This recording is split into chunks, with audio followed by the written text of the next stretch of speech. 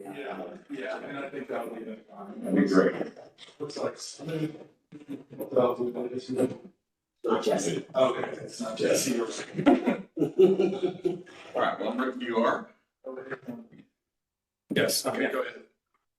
Okay, good morning, everyone. No, not me, but. Welcome to the regularly scheduled meeting of the Urban Center Review Panel. We're gonna call this order, we're lacking one for a quorum, but we expect that someone else come before we get to the point of needing to make comments. So we'll move along, we've got a couple of things. Yes, we go. Yes, here you come. Here's the welcome, Jesse. All right, so a couple of housekeeping. We have minutes to approve, do we not, sir? Yeah, I'm back in July. Okay. That's why I don't remember. All right, so I know that we didn't have them in our packet. Everybody, we'll get that out of the way real quick, assuming. Can I have a motion, can I have a motion on the minutes, please? I will motion to approve the minutes. Okay, we have a motion I'll second. and a second. Any comments, corrections? Hearing none, all in favor of the motion, say aye. Aye. All opposed, nay. Okay, the minutes are accepted. Also want to welcome, briefly, we've got a new panel member, sitting at the end here. And I'd like you to, and tell me your name, but I wasn't listening. Youngjen, hi, I go by Youngjen. Youngjen? Yeah, Youngjen. Youngjen, okay, good. Tell us just a little bit about your background. Youngjen. I'm an architect, been practicing over 30 years. I've been involved in Dallas. The longest career I have worked with is RT Carroll, known as, right now it's called Cadus. Okay. And currently I'm with 5G. Okay, So, very good. yeah, I mean, that's a short, otherwise you can. Super. Okay, well, welcome aboard. He will not be a voting member today, but he will join us at our next monthly meeting and fully participate. Glad to have you. Thank you. Always remember to come around.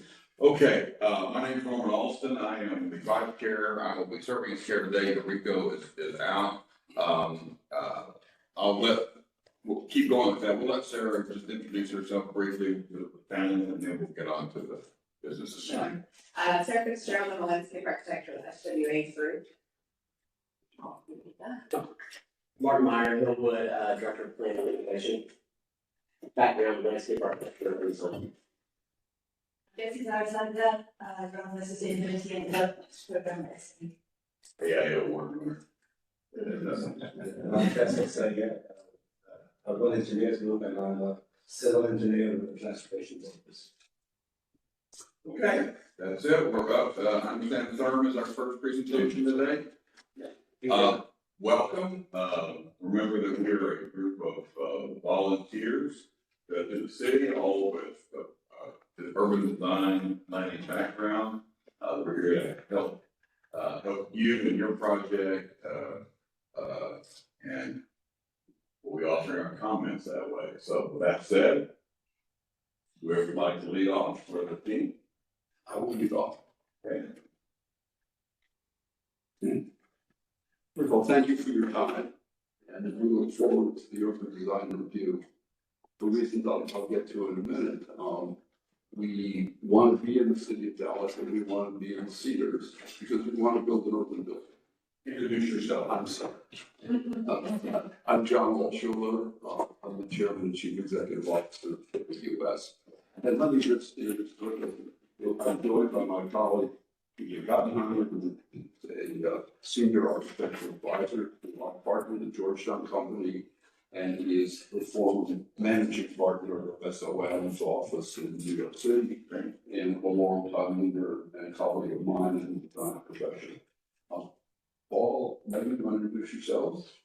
Paul Apollonia, I'm the managing director of development at the Georgetown Company. I work alongside John, TJ, and Megan. And I'm Megan Monahan, I'm Intergovernmental Affairs for the US. And I'm sure they're digitally out there somewhere. We have Priyanka Singh, who's a our director of design development, who in many ways is the professional to take it as a substantially in the process. So, first of all, let me just say a little bit about Thermo Group. Thermo Group, which is the wholly owns my company, is a 20-year-old entity. It's based in Eastern Europe. We own and operate the two most successful water-based attractions in Europe. We own Thermo Verde, which is the most visited water-based attraction in Europe, about 1.9 million visitors a year. And we own and operate Thermo Bucharest, which on a per square foot basis is the most intensively used water-based attraction in Europe. We collaborate in the operation of 4 other thermas that are based on fundamentally the same concept, owned and operated by our colleagues at the Wood Organization, which are based also in Germany. We've served over 40 million customers in a relatively brief lifetime. Our CEO made a decision about 6 years ago to take the successful thermal concept and initiate global expansion. We have projects underway in Singapore. We've been awarded an extraordinary site in Dubai, in Frankfurt. We're under construction in Manchester, England. We have a project where we have a long-term ground lease with the government of Ontario in Toronto. And we have in Washington to build in our nation's capital. I made this recommendation to my colleagues that the first therma to be built in the United States should be built in Dallas. I did that for 2 reasons. One, the thermo wants to establish itself in the next decade as being core civic resources in the great cities of the 21st century. I live in New York. I love New York. It's my home. New York, 10 years from now, will not be any larger than it is today. It will still be a great city. But the future of cities like Singapore, like Dubai, like Dallas, and we have a distinguished record in being an important part of cities that originated in the 19th century. We want to be a distinguished part of the cities that will define the 21st century. And we made a conscious decision to be in Dallas, Texas, not just in the Metroplex. If we are successful, we hope we are, in obtaining the support of the Planning Commission and the City Council, we will be the first large family-based attraction in the entire Metroplex. Choose to locate in Dallas. We want to be in Dallas. We want to be near downtown. We want to be in the Cedars. We'll talk a little bit about why. We created Therma as a company with a very clear and simple mission to bring health and well-being to everybody. Increasingly in our society, we're confronted by 2 challenges. One, the challenge to living healthy, productive lives in dense urban environments. And secondly, with health and well-being increasingly being defined as a luxury product. If you can afford a $300 massage or a trip to resort, you can have access to the best health and well-being services on the planet. 95% of Americans don't have access to that. We are an affordable product. For our product in Bucharest today, entry is about $60 US. The thermal we build will be likewise affordable. Our business model, yes. I hate to have to do this. We have such a long agenda today. If we can get on to that presentation about the nuts and bolts that we'll be commenting on pretty soon, that Great. I hate doing that, but it's, I will do that. I should have mentioned it ahead of time. But we're full of To understand our design, we have to understand why the building is designed.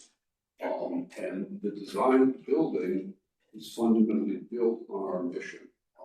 And I don't come here today as a developer. I come here today as the owner of a business. We don't build buildings for a living. We operate buildings. We never sell them. And their character is defined by what we want from our customer. Three things happen in the building. Three things will happen in this building. One, it's still vacant. We're modeled on Roman baths. We serve as many as 2,000 people at a time in our pool. Secondly, we sauna. The sauna, frankly, I believe you have experienced before. We have over 20 different kinds of saunas. Some accommodate as many as 250 people. In some you see movies, in some engage in entertainment, in some they're social. They have different heat levels, different mineral compounds. And then the third thing we have is the fun zone. Our tagline is therma, be well, have fun. What that does is it creates a life cycle in the building. If you go there at, you open at 9 o'clock, if you go there at 9 o'clock, you see most of the people who look like me. Elderly people come, we're a piece of social infrastructure. We went there at 5 or 6 in the evening, you see mostly young people. Go there on the weekend, it's families. So what's significant of all of our buildings are large glass structures. They're very, very intricately designed. We employ 30 architects full-time designing home buildings. It's characteristic of how we work. We've spent 20 years refining this typology built on the customer experience.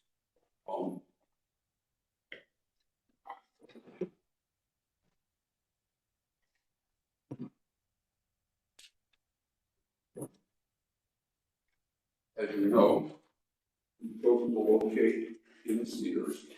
We did so for a series of very compelling reasons. One, we want our buildings to be located in authentic nature.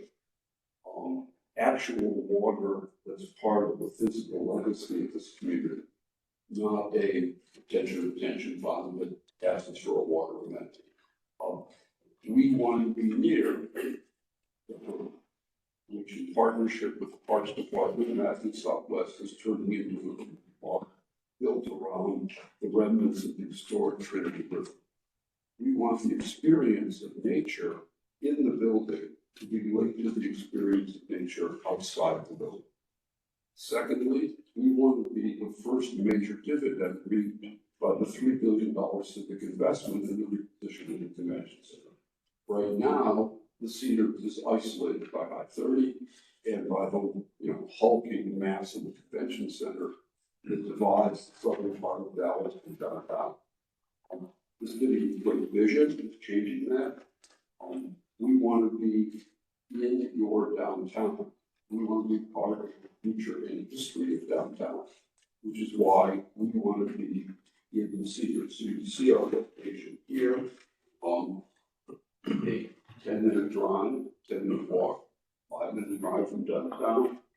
And as you see, we are part of a network of attractions in the city. But if we went out here, you would see all the family attractions that have chosen to come with Metroplex, but have not chosen to be in downtown. We give particular attention to our urban network. Part of what we're doing is creating a major reconstruction of the which today feels like it is a bypass lane, I-30 congestion, and hopefully the street serves the presenting oxygen industrial. This should gradually transition with our building and Matthew Southwest development adjacent to us into a vibrant urban neighborhood. And should we seem to be successful with our building in attracting the high-speed rail link, the wheel will be wedged between the high-speed rail tracks on one side and the levee on the other. Being part of a neighborhood we view as vibrant, energetic, and exciting, which is Cedars. home more working artists than any other neighborhood in the Dallas Metro. I'll show you the last part and then turn it over to my colleague TJ, who will take you from here. As you can see, the preliminary design phase, and this is the design concept. Very large glass structure, permeable access visually to what makes thermal power. Thermal's impact is the interaction of light, heat, nature, and water, or the most powerful things that can affect the human body. And we make people healthier, and we create better social environments. There'll be 5,000 plants in the building. Not in Dallas, but in most of our facilities, we are the largest mechanical government within 90 miles. That is the characteristic of what's in the building. And then we have this fun zone that will be unlike any other water-based attraction. We do not use chlorine in our water. We treat the water with a chemical osmosis process that cleans the water to a much higher standard of chlorine without the negative health effects of chlorine in your body. And we are an organization devoted to sustainability. We very carefully engineer these buildings to eliminate the carbon footprint, reduce the carbon footprint, steel and concrete. We recycle 90% of the water we use. So we believe not only in the health of the people who come to our buildings, but contributing to the health of our neighborhoods, our city, and our planet by how we build and how we operate. So thank you. Let me turn it over to TJ now, who will go through particular aspects of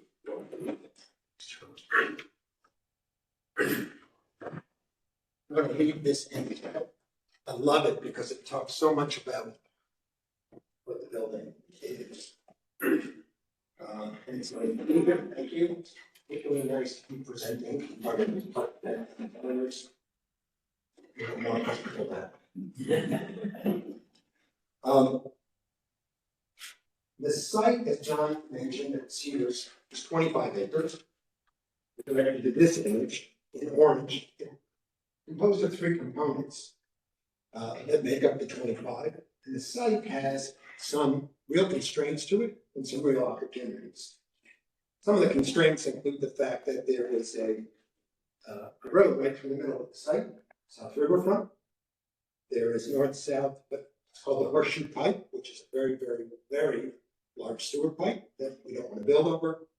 To the north, as John mentioned, future high-speed rail, but obviously the current freight line is there.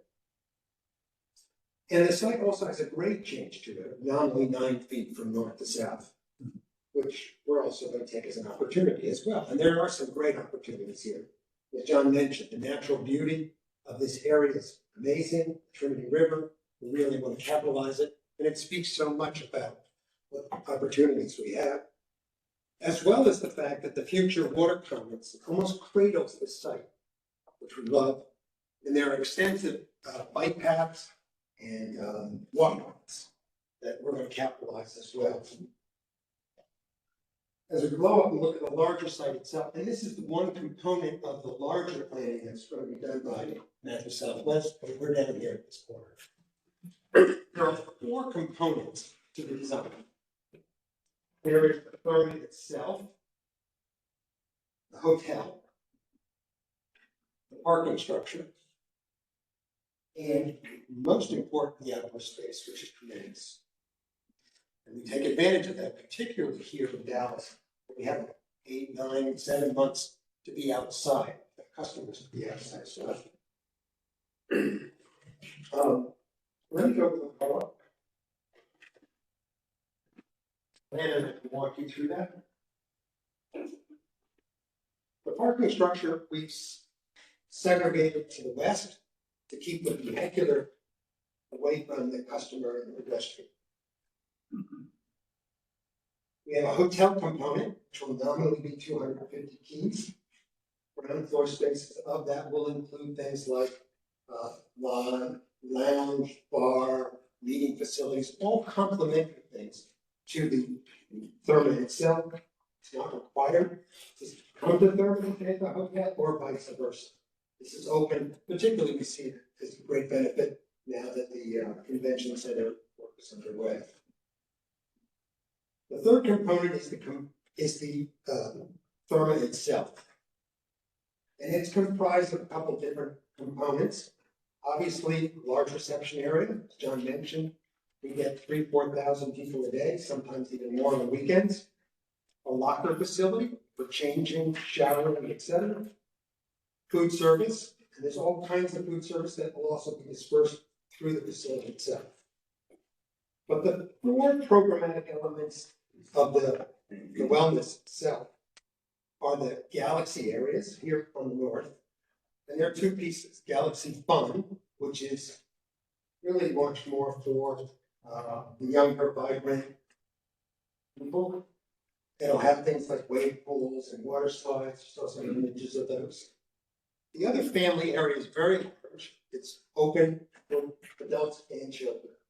And along and surrounding that through this forest of palm trees and botanical beauty will be all kind of lounging and some of the spa facilities and the mineral pools and saunas. We have to cross a passageway over South Riverfront to get to the more adult area, which will be Elysium and Palm. And these areas have different facilities that now begin to have more wellness facilities, some different types of saunas, different types of mineral pools, etc. And you see tremendous amount of landscaping for the outdoor area. The outdoor area is considered part of this program, integral into the program, part of it as well, including things like outdoor pools, lounging areas, pads, a beach club, some outdoor dining facilities, additional pools, things of that nature.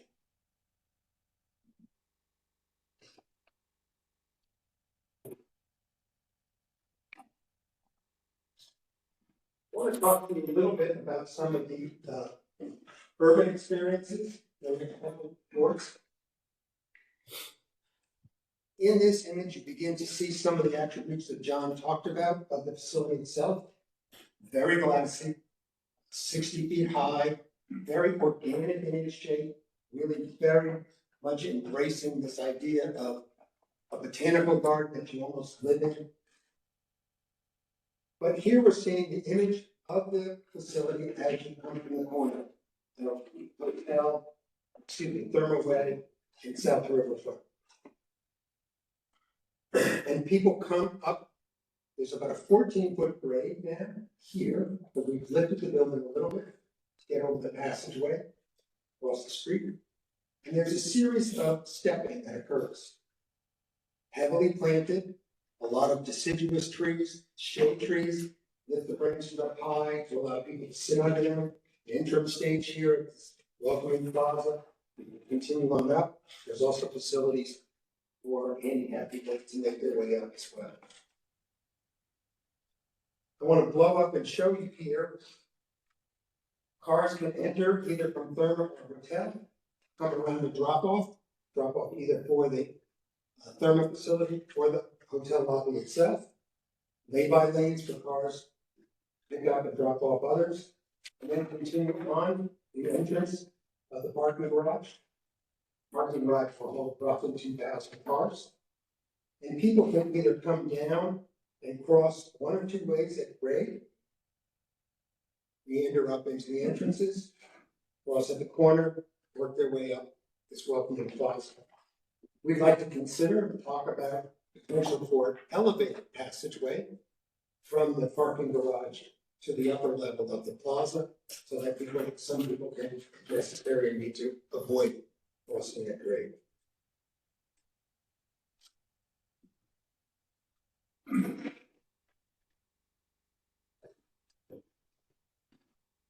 We spent a lot of focus and time thinking about what it's like in the public realm. These are two images on South Riverfront both looking west. It's a little key plan, looking down. And what you see, the building in the background, as John described, very light, very glassy, very open. There's the integration of the streetscape that is being planned right now, beside the front. We want to continue that in front of our building. That includes the bike path, that includes the walking path, the deciduous trees. But we also, as I mentioned, we have the outdoor space. And instead of protecting that for the customers, the clients inside, with gates and fences, very hardscape, we're proposing to burn the area. If there is any fencing unseen to the pedestrian. The idea is that that berm will be filled full of grassy, prairie type grass maybe, something that's hardy. Dispersed with some pops of color, some interesting vegetation. And another image you see here, next to the parking garage, just as you're coming to one of the water fountains, again, the notion of those bike paths and standards of bike path and walkways, but with deciduous trees, lots of green space.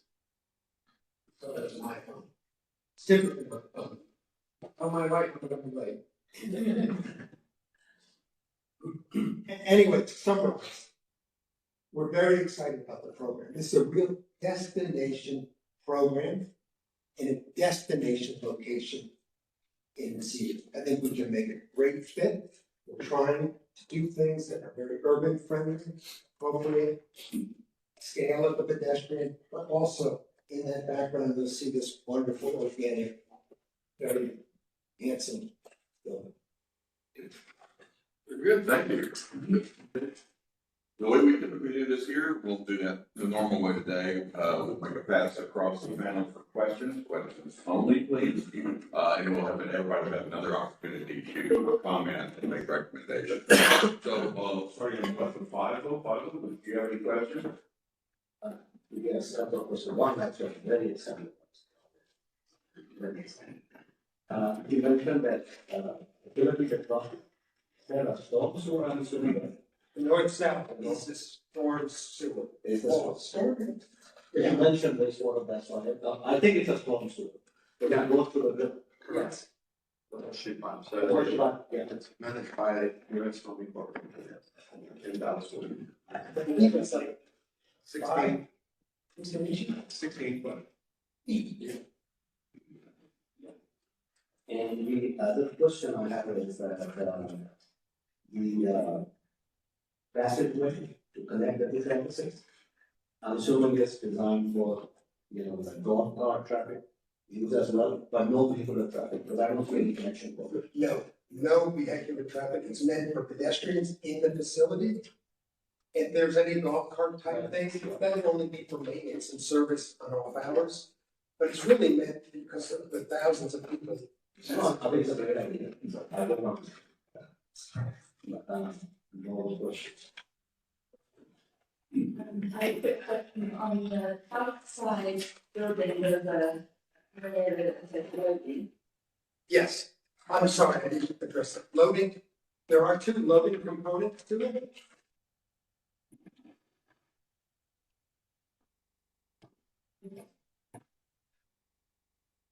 The main loading will happen here. This is servicing the hotel and predominantly all the large functions in the building. We have proposed a small area, track removal, and small supplies on this side. We expect that either the berm or some extension of the berm would be screened most of that space. There's vehicle access to the. There will be a slip drive on and off. That's the intent, yes. Okay, I answered this one. Yeah, that's great. I'll throw in one quick question. You have a plan to feature indigenous plantings and landscaping. What prompts me is that's the over on that thing right there. We have, the ones we have here are unhappy, so. The exterior landscape will feel like a native Texas landscape. Our landscape architect, Michael Van Valkenburg, has done significant work in this area, and he I think, will do, as he's always done, a very beautiful job of creating concept. The inside is meant to make you feel like you've gone away. You've gone to the beach, you've gone to the Caribbean, you've gone to, our palm trees live longer in our buildings than is their life expectancy in nature. Every single tree is fed by 3 separate connections. One monitors water, one monitors nutrients, and the third monitors the health of the tree. So we take exceptional care of our plants. They live better in our buildings than they do in their natural environment. You will see something that did not look like Dallas, Texas, when you're in there, and that's the point. With the orchids, palm trees, making you feel like you've gone to a separate place. Very good. All for me, Mark. Yeah, when you guys constructed the project, you showed a bigger plan that had Hotel Street that went out to the north. Is that being constructed during this project, or what is the extent of the road infrastructure in the master plan? Yeah, so Hotel Street would connect out to the north because we would use that for highway access. But in terms of the rest of the master plan, that sits under Matthew Southwest. Okay, so Hotel Street will be extended that further during the construction project. Our agreement with Matthew Southwest requires them to build out the infrastructure, including Hotel Street, prior to our opening. Okay, perfect, thank you. Last question that I had is on Riverfront Boulevard, the new section that you have there. Was that your design or was that city design? I would describe it as our design consistent with city standards. Thank you.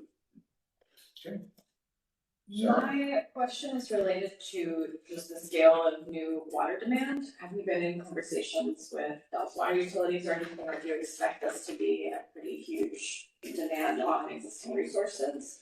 You know, since we recycle 90% of our water, the water demand will be meaningful, but Dallas Water Utilities is well aware of our plan. We've had extensive discussions.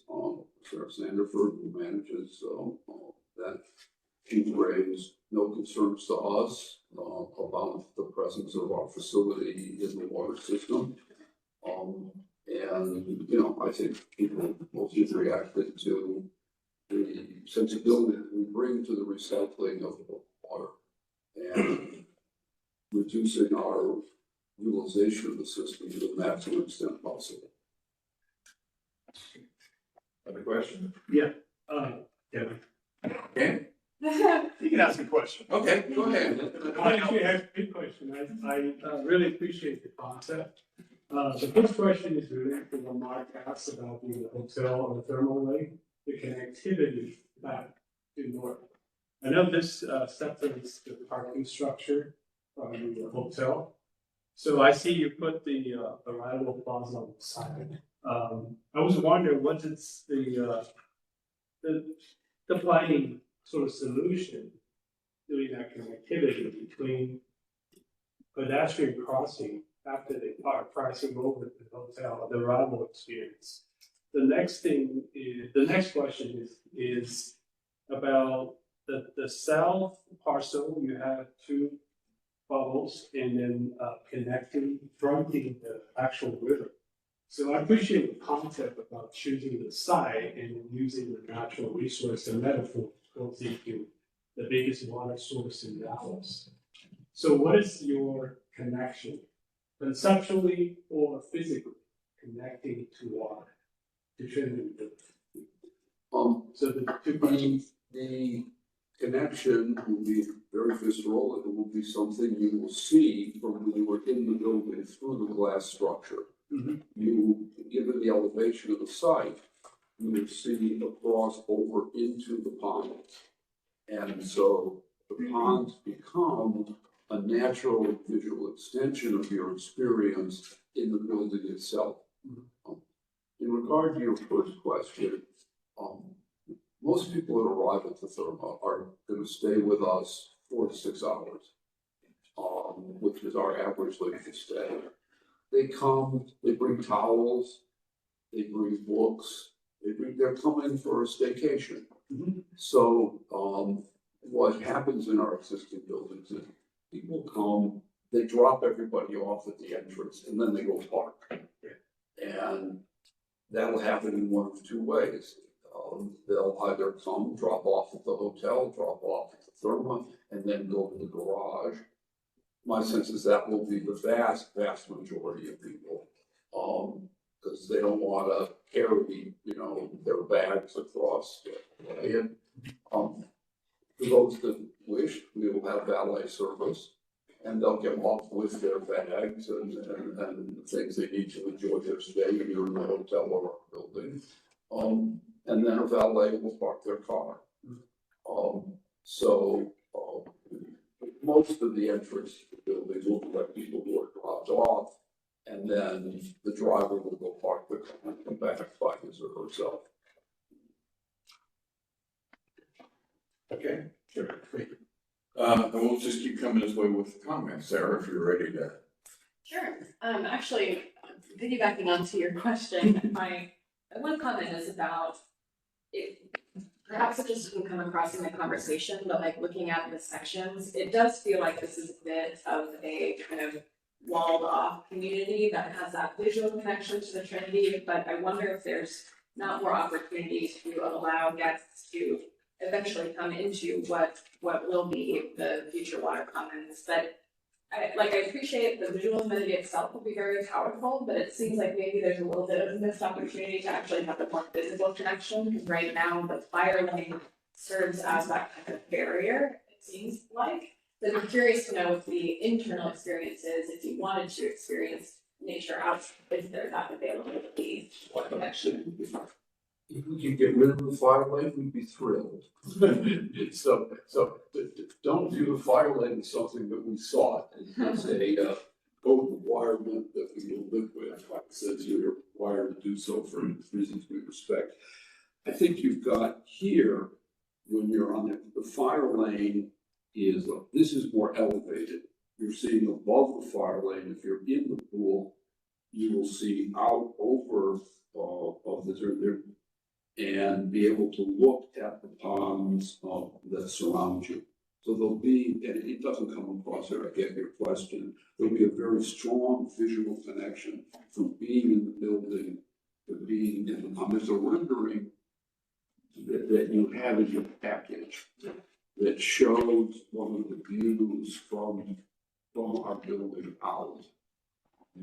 It's visually represented this. If I have a stage number, I would, well, you have that, the rendering of out, yeah, front part. That is not package. Okay.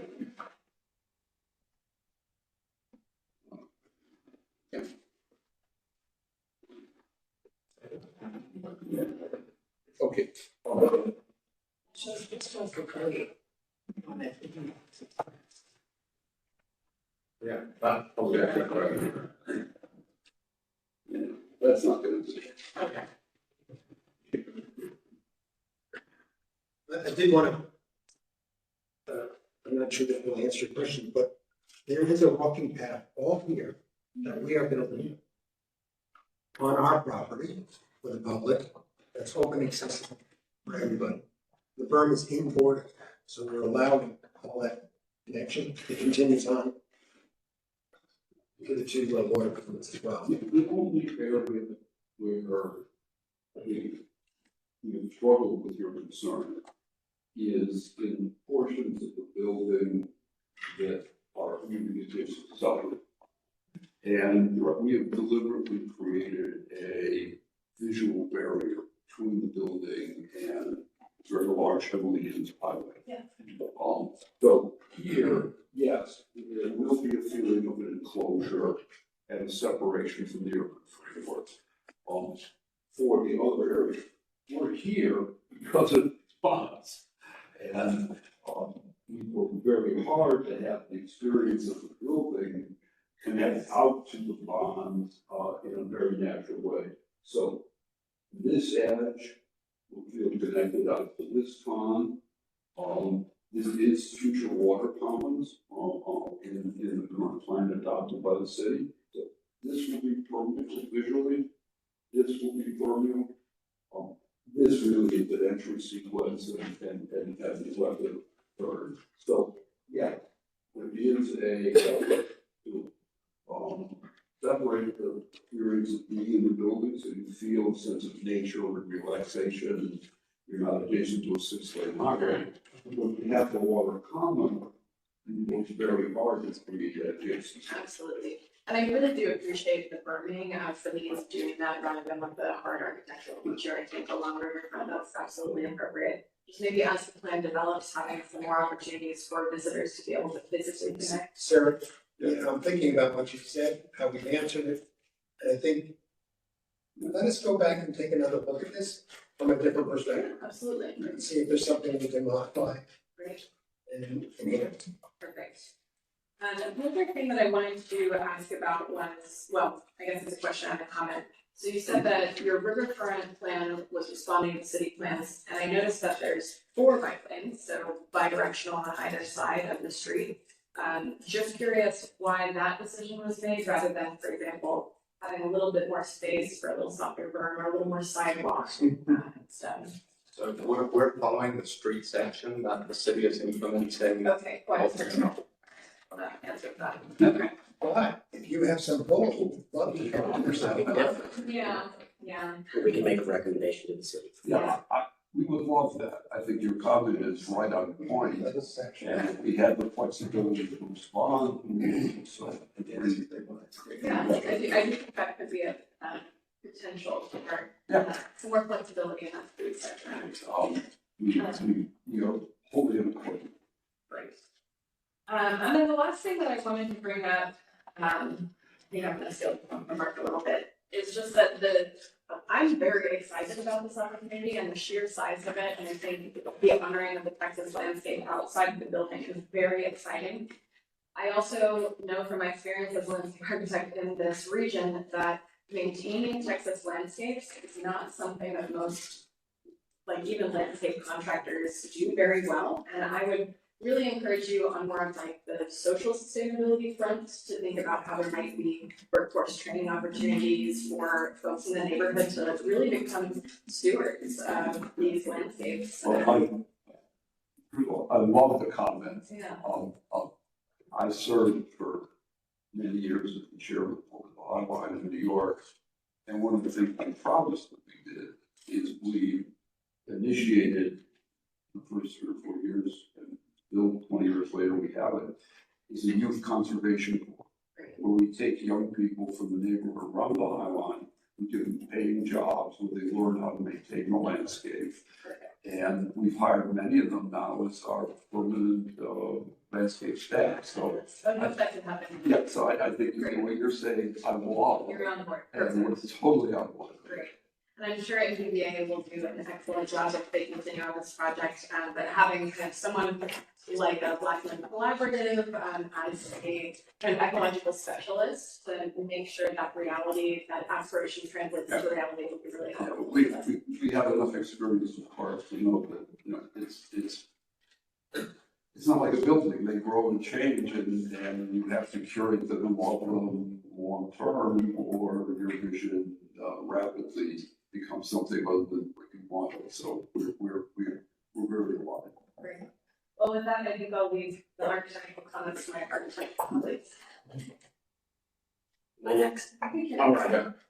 First of all, thanks for being here. This is kind of amazing, and I think once in a generation opportunity for the city of Dallas.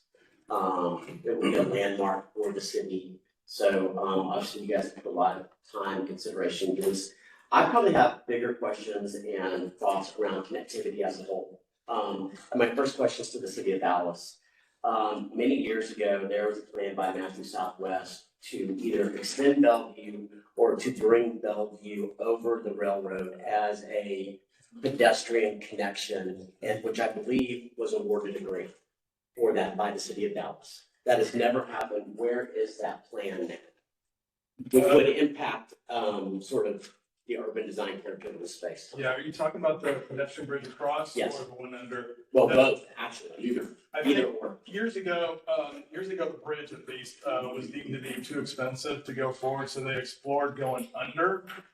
And, this has been a number of years now since they also sort of, at that point, had realized that going under UP rail line would be too cost prohibitive as well, and dealing with UP rail line, is it's never a really fun thing, so I think those plans, at least then, who knows, they might have been resurrected, were essentially dead back then. Now, there was an idea to connect across, the feeders from the high-speed rail station back down to this side, so that would be another way of doing it, but that would be an smaller pedestrian connection over the freight rail line to the high-speed rail station that then would get you down to this side. And this is not related to this project, but I do worry long-term of this region as we shift the focus of the convention center to move further south. The capping of the highway with parks. There's a great urban district that's going to be built in this area, and right now this sort of seems isolated from it. So I would just suggest that the city of Dallas starts to look at better connectivity of this area to all the motion that's been put in place by the convention center, the high-speed rail. So that's just a big idea, not related to you all. Riverfront Boulevard, I agree with Sarah. It's very awkward with having 4 bike lanes. It feels like it could be put together better. I would urge that it's 1 bike lane going in each direction. That's probably 10 to 12 feet on street. Then everything else is dedicated to a nicer parkway and a larger sidewalk system in that area. Just clean that up for some simplicity's sakes. My biggest concern of the whole project is really the parking garage. It's a big parking garage, and really, when you look at Dallas and you look at transportation, everybody coming here is coming from the north down Riverfront. So they are seeing your parking garage before they are seeing the building. So we didn't hear in the presentation how the parking garage is being addressed. I think it needs to be addressed from a design standpoint very, very carefully, that it does not look like an eyesore and takes away from your brand and your identity, which is what's critical here. I also think this interaction between the sort of triangular wedge of landscape in front of the parking garage and the future Dallas Water Commons is a very critical link in establishing your brand and your identity. So, not to have a solution, but to say, I think that all needs to be treated very thoughtfully with respect to, the view of the visitor coming towards your, campus. All I can say is, I agree with everything you just said. It will be the first visual identity people see of our building. It'll be the first time they're exposed to our aesthetic and how we treat urbanism. And we will think very carefully and very thoughtfully about, how the building is clad and how it integrates from the design point of view with the structure itself. We're very hard on parking garages here. We were reading up on one just this last week. Well,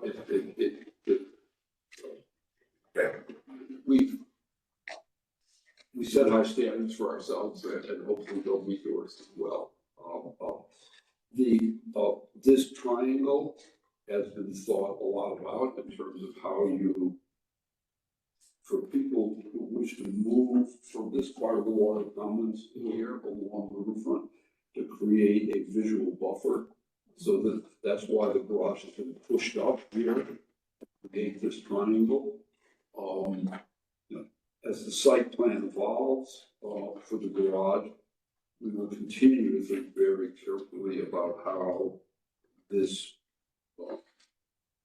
creates a natural landscape feeling that you're moving through, not that you're in the lead of a very constructing structure. There is, I believe, a rendering. Well, that's the triangle, right? Yes, yeah. And this is, we asked Von Valkenburg to give us some sense of what this triangle should look like.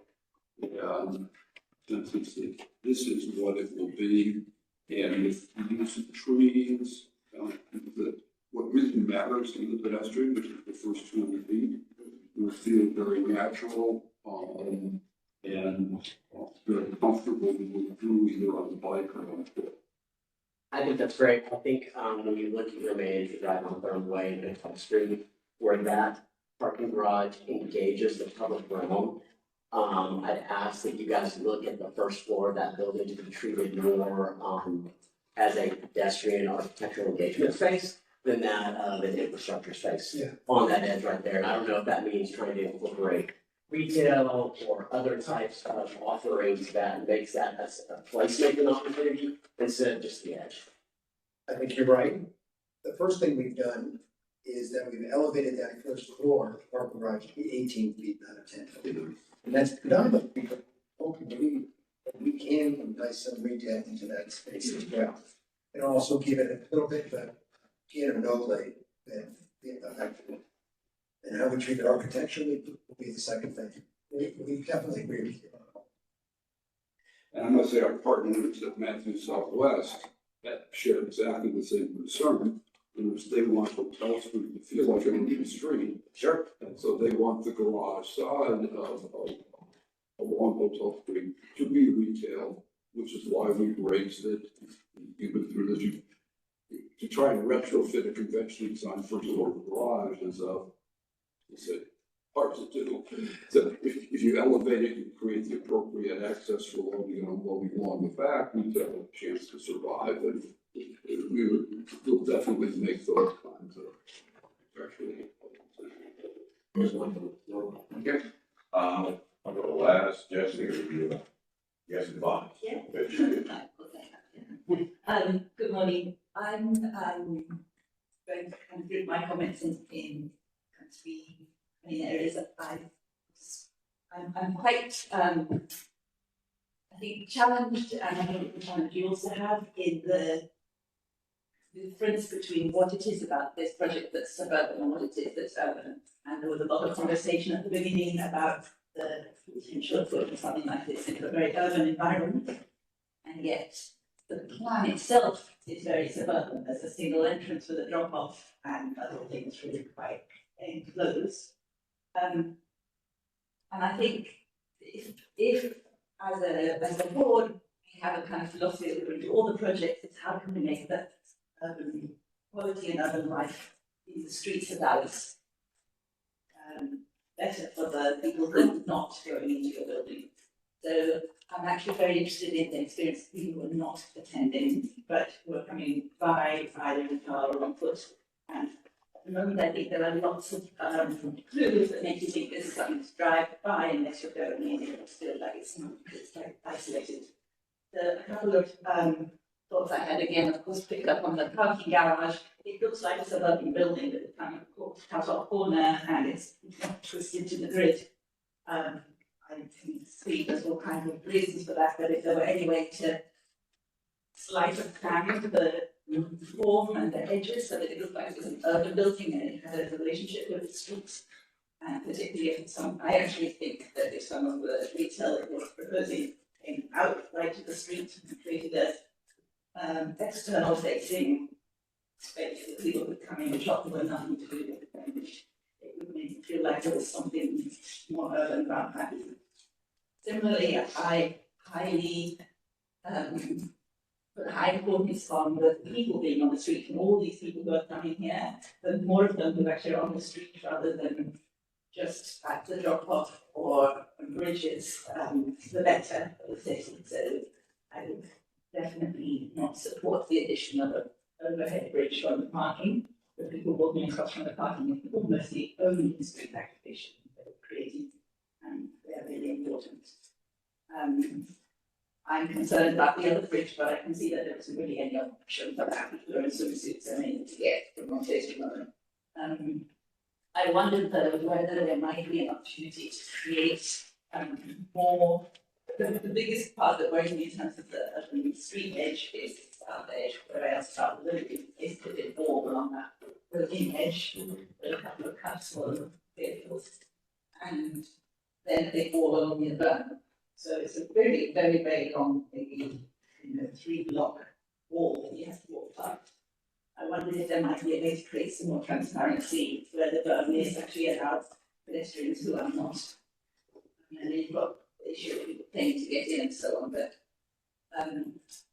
the potential to cross, if I were in the parking garage and I want to go to the old people's club, might be really nice if there were actually a pedestrian crossing. I'm offended by being an old people.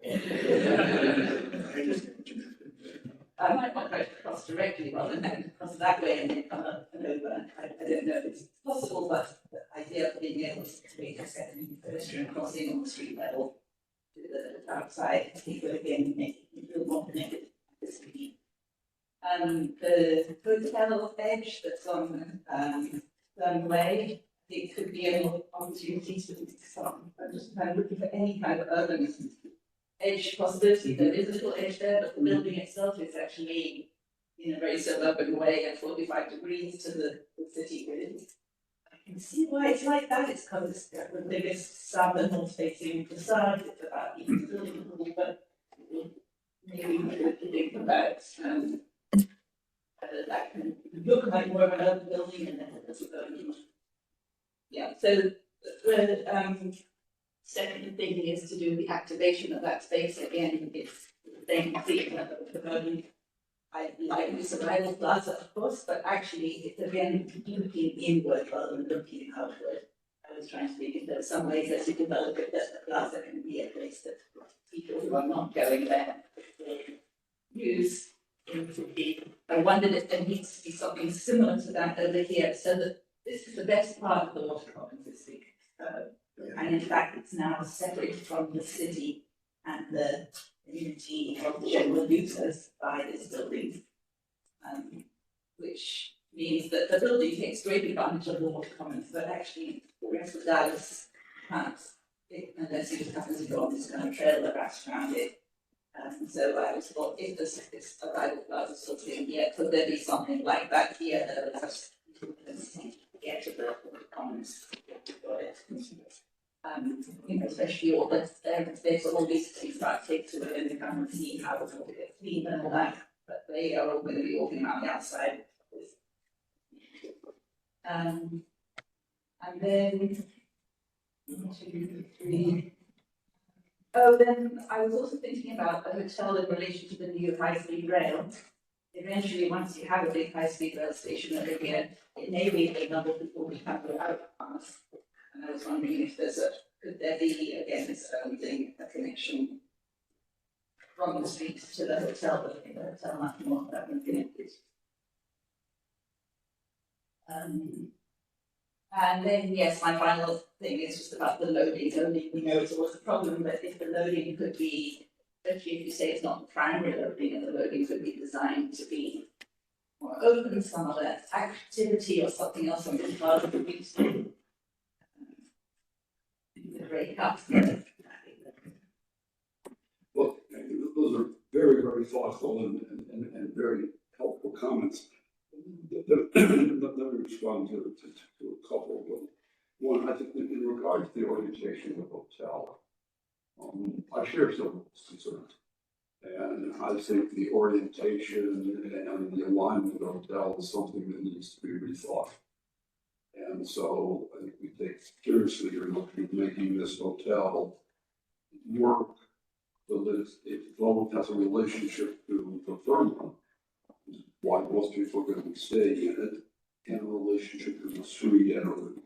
So if that's an area in which I think your design team shares some of your concerns, and we're trying to rethink how to lay that hotel out.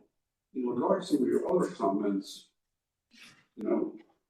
we're struggling as all developers and designers do with the tension between different priorities.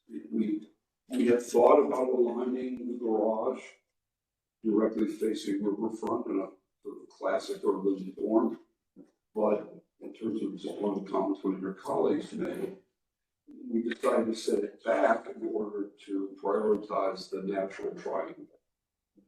And so we tried to weigh sort of the urban alignment of the building, so it fronted on Hotel Street and further away, but then opened up the potential for a natural space. And that's part of, again, I think, a decision we made that creates some of the challenges you've identified, which is to orient the pedestrian primarily towards the natural experience of the commons.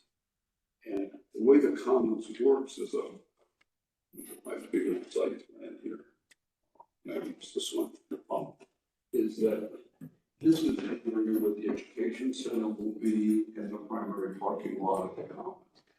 And so we have designed this on a very graciously designed public walkway that we are building, so that if you come here to experience nature in the water commons, you're not directed to go down water, go down rivers. You're directed to come down here through this natural pathway. And then what I think is going to be the most beautiful way to move through the project. As a pedestrian, I want to move the district for a walk or a bike stroll. I would not choose to go to Earth. I would choose to come down here, cross, and then take this pathway that comes around the project and then extend into one more. No, exactly, and I think that, again, I know the comments signs very well. Yeah, so That's exactly the experience, but it's also the experience I'm a little worried about it because it's become quite a, potentially could be, in the design yet, I know, but could be quite a hard edge and it'd be lovely if that edge could be more porous. Well, see, the challenge in making it porous, just to be easy, customers in the bathing suit off. And you can't enter an area in which you're required to be in a bathing suit directly off the street. Yes, no, I'm speaking more, you know, I'm saying, we've also got to pay to go in and it's like. I'm trying to say that Design quality rather than. there really is only one way a human being can move through our buildings, which is to come in and the first they encounter is a locker. They get out of their street clothes, they go into a bathing suit, and they stay in the bathing suit in a room for 4 or 5 hours. So it's impossible to have multiple entries without having multiple lockers. And once you start having multiple, it just becomes both a cost and a design fiasco. Is it common to have the hotel separated from the main part of the, of your operation? Again, I think that's part of the current thinking about the design has to be rethought. How do we integrate the hotel into the well-being experience? But I would look at like, I think maybe the parking garage is there because Hotel Street was master planned by Matthew Southwest. It almost looks like the hotel wants to move where the parking garage is to make a better urban statement. And the parking garage wants to move back against the rail, the future rail line, because that's probably the most negative edge on the site, not the primary edge. That's, Yeah. I want to move us along. I appreciate the comment. Plaza, you've got, Bob. No, I'm not really how to study. I think like many of my colleagues have mentioned, this is definitely an issue of that, so I definitely appreciate that project. And I think it is actually very well thought out as well. Like I can see the reason, for example, starting on hotel, the way that tower is, the views are from the north towards the downtown and then on the south towards the river. And, but what Mark just mentioned, I think it is worthwhile exploring. Because that is kind of, and you have your loading over there, which is typically is about person that a shipboard on the side version. So you may want to put your parking over there as well. And if there is a way, so if you used to think through this on the site plan itself, one of the things I wanted to mention was to check on their storm sewer. Because you mentioned that you put thermal way at the location because you can take on. And I agree with that. However, that whole storm sewer was placed many years ago before city put a lot of money into the pump station project. So when the Avon pump station was built, which is just kind of half a mile or not, half a mile from the site. I want to confirm whether that storm sewer is still needed for continuous need, or is it not? Or it could be downsized. It's one of the first questions we asked. Oh, okay. And we were told unequivocally that this is an absolute vital piece of municipal infrastructure. Yeah, attempting to move it would be astronomically expensive and would add literally years to the permitting process. Okay, that's fine. I just found out that because city did do, not just this pump station, they did a whole bunch of pump, speed of the pump station, and Table happens to be just next to it, so that's why it's important to me, okay? And then one of the things that I do want to mention is that, because I worked on that internal competition project, all of these channels, the national channels, the future water commons, if you look at it today, they don't look very appealing. So one of the things that would be very important for me as a developer to get a confirmation on when those projects will be done. So when your guests are coming and you're trying to add that area of visual connection, it needs to be something meaningful. Yeah. So are those gonna have wet water ponds, bottom? The city is already, under the guidance of the Corps, reconstructing the connection between this set of ponds and this set of ponds. I mean, you go down there, you'll see the culverts currently under construction. And both Matthew Southwest and City Parks Department will be very thoughtful about how they're attempting to improve the character and quality of the water in the water commons, precisely because of the conserving dimensions. Yeah. And then one thing, because I heard a lot of discussion on fire lanes, so the only thing that has come to my mind is, some fire lanes are used a lot. Other fire lanes are hardly ever used. For example, the one that wraps around your parking garage. Hopefully you never have to use it, and likewise the one which is kind of wrapping around the pond and the Elysium coming down. So maybe as we look at that, we'll look at just using other products instead of concrete, like grass screens or the blends in. And maybe then it won't look as harsh to most people. That was the exact direction we were hoping to go, but in the discussions we've had with the fire department, they said, in the city of Dallas, it's concrete, it's not grass, it's not anything else. That is, I think, something I would put it into a recommendation the city should consider. Especially for We would be open. fire lanes that are, like if it was a high rise in downtown, I would say that. But in this case, I think it makes a lot of sense. We are 100% in agreement with you. Okay. And if we have that flexibility provided to us by the city, we will take advantage of it. We have no desire for this to be a concrete strip. Yeah. And, we've seen a few fire lanes which have, hardscape and grass that grows around them. So when we look at it visually, it's, softened. That was our original desire, and, if we're allowed to pursue that, we will. No, so I think I would recommend that we put it into at least a recommendation that we do encourage to use of it for specific users. And my final comment is, like I said, I think it is very well thought out. But in this garage, it also, one thing I want to mention, if you go down the path of trying to figure out that can be, maybe make it less, I think it is fine the way it is, because you are projecting more development along Matthew Southwest on Hotel, there'll be more mixed use. So if there's a chance for retail to materialize, it is probably more likely over there instead of on riverfront. So my final comment is really actually for the city, that as this area develops and more projects come, we really want to make sure that we encourage mixed use and we discourage the industrial developments. If should anybody coming down the road, because part of the problem is, like you said, it's just a lot of heavy traffic. Given everything that is just from the south of you. Correct. But I wish you all the best, and I would love to see, what's the timeline? We hope that we'll be open and operating in about 4 years.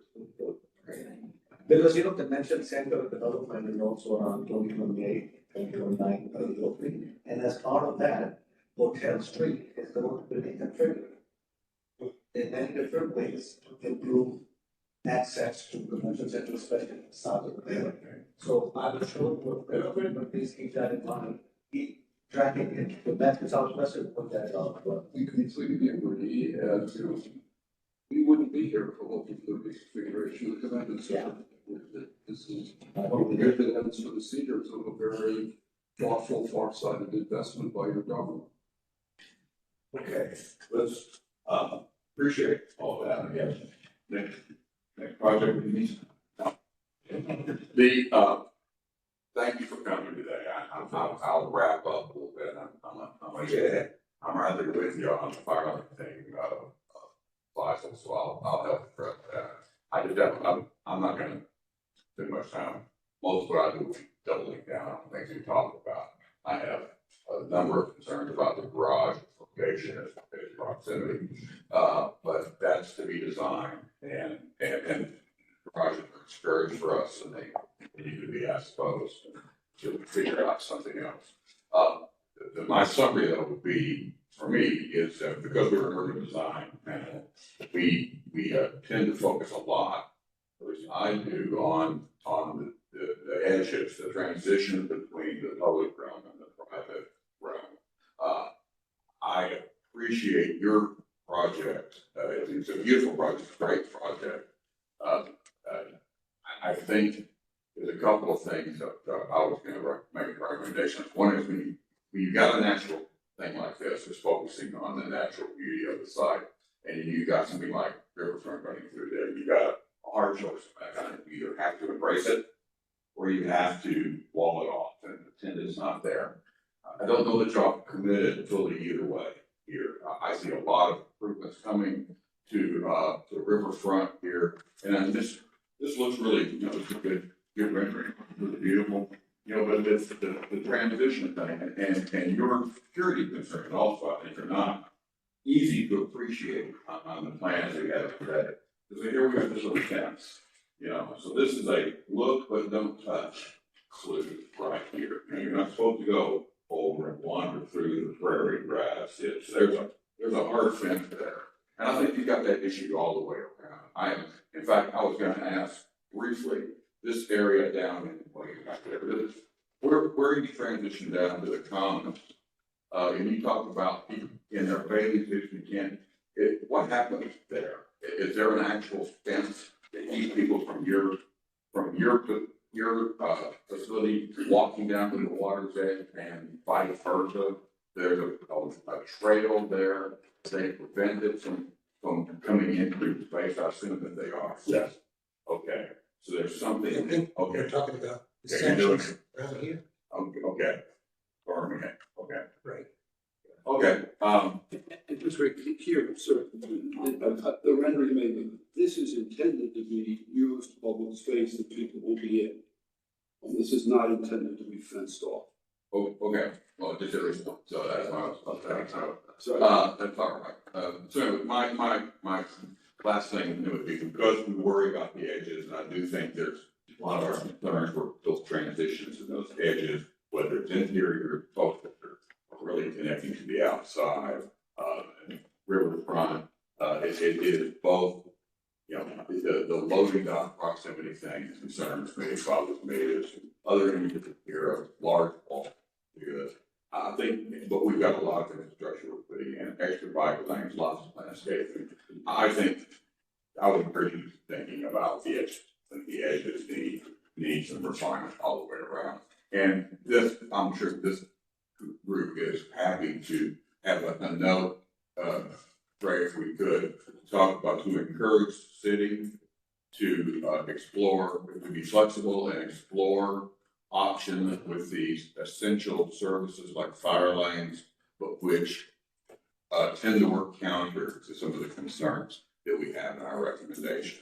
We have a separate item, so that gets to the next level. And with that, thank you.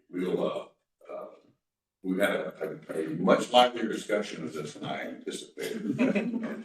I appreciate y'all very much on that. But it's all quite unusual for the things that we see. So thank you for bringing it all. thank you all for your thoughtful comments and All right, very good. Look forward to seeing how it goes. Hopefully you'll be excited about it. Yeah, I know. One of the subjects that you brought up about the city, upgrades and construction. It's okay. Okay, that's a connection. The staff and the stuff of use. And improve on what stuff use we have.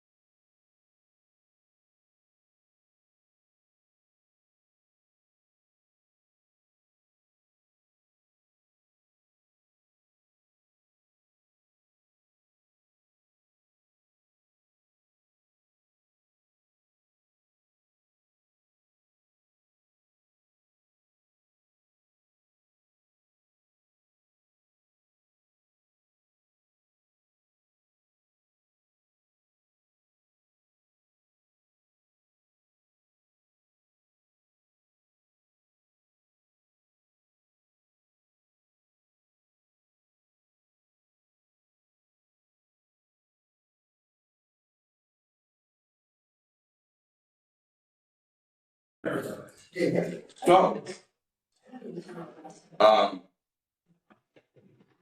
so now we have the decal and signage. We all would like to present over. Do we have Good morning, Jennifer Hiramoto. okay, And I'm Stephanie Keller-Kuberg. I'm the Executive Director of the Deep Ellum Foundation. okay, Mr. Moto, you're the designer or with the decal? I'm the bureaucratic tour guide. You're a great tour guide. Yes, sir. We've got several steps that we're going through for these signs. Okay. Sorry, that's my joke. I'm a Okay, no. Buzz Urban Planning. Sorry. Buzz Urban Planning is my firm. Okay. Okay. So, great, you'd like to tell us about your signage practice? Yes, we're so delighted to be here. First of all, this has been a very long journey for us in the Deep Ellum neighborhood and at the Deep Ellum Foundation. Back as far as 2008, our team had been working with the city to update the special purpose sign district.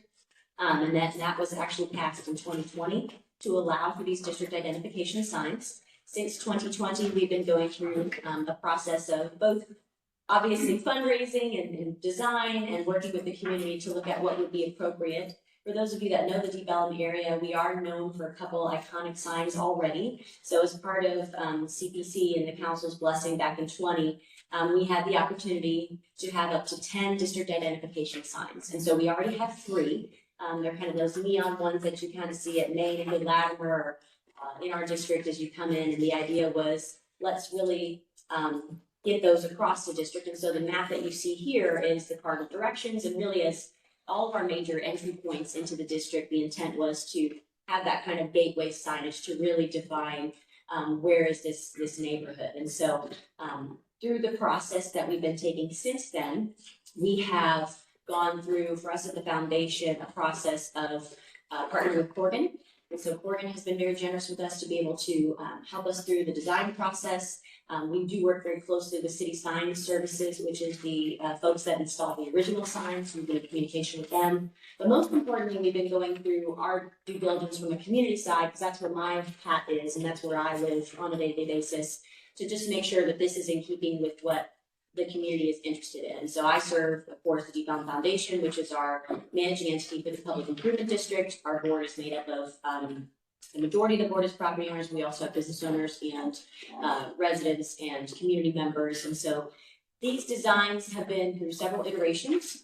We brought it through several rounds of input through our community, including our business owner meetings, which is a regular meeting that we host, several rounds to get feedback on the various designs. Our community association, as well as we have a beautification and improvements committee where this has gone through several reviews to get feedback, and then ultimately our board to be able to say, this is where we think this makes sense. The designs that you see before you do reflect some things that I hope you'll notice is kind of very in keeping with the Deep Ellum aesthetic.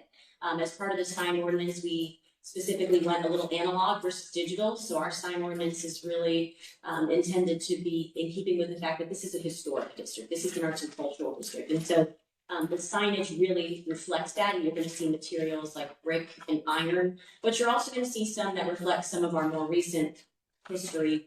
They're a little edgier, a little more warehouse kind of vibe, because that is also very much part of our history. And so some of the signage leans a little bit of that more traditional, the one option that you see, and the other option has a little bit more of an element that we're excited about, specifically to be allowing for dynamism with our signs. For those of you that know the district well, we have over 180 murals across the district. That's part of what keeps the district dynamic and interesting. And so we've got several of these designs that allow us to update the base of the sign, which from a maintenance standpoint is going to be great, because we all know that taggers exist and cars run into things. That's what I deal with as the PID side.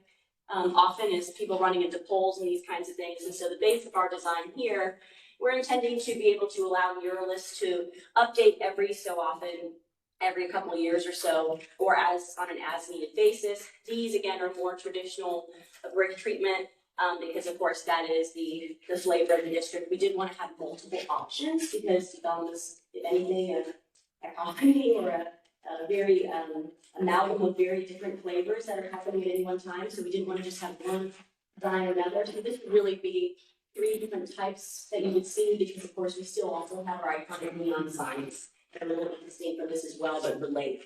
The font, some of you, if you do know the area, may recognize was one of the big things that was a huge change for us through the community input process, because this is at this point becomes a Fenway font. It's become known as like the Deep Ellum font, if you will. It's used across many of our businesses. It's used on our website, deepellumtexas.com website.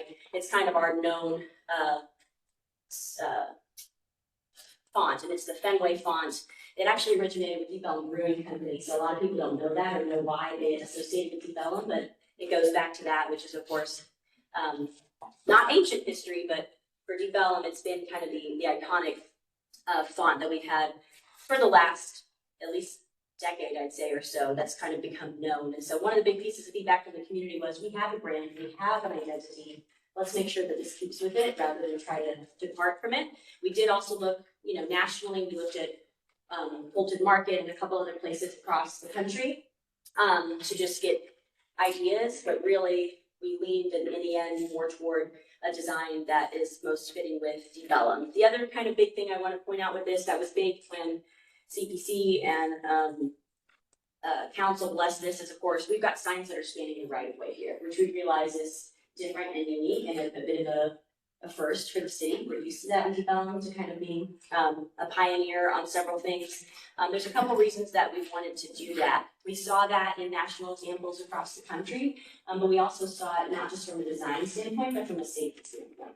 And so for us, examples like St. Louis University, they actually were able to see that there was data that demonstrated that having such kind of placemaking actually improved some of their safety in their area as well. And so we are looking at things and working through, obviously, with staff, making sure of height. Ultimately, the Development Foundation would sign a maintenance agreement. We already have several existing maintenance agreements for the art park, for example, underneath the highway, which some of y'all might have noticed was recently refreshed.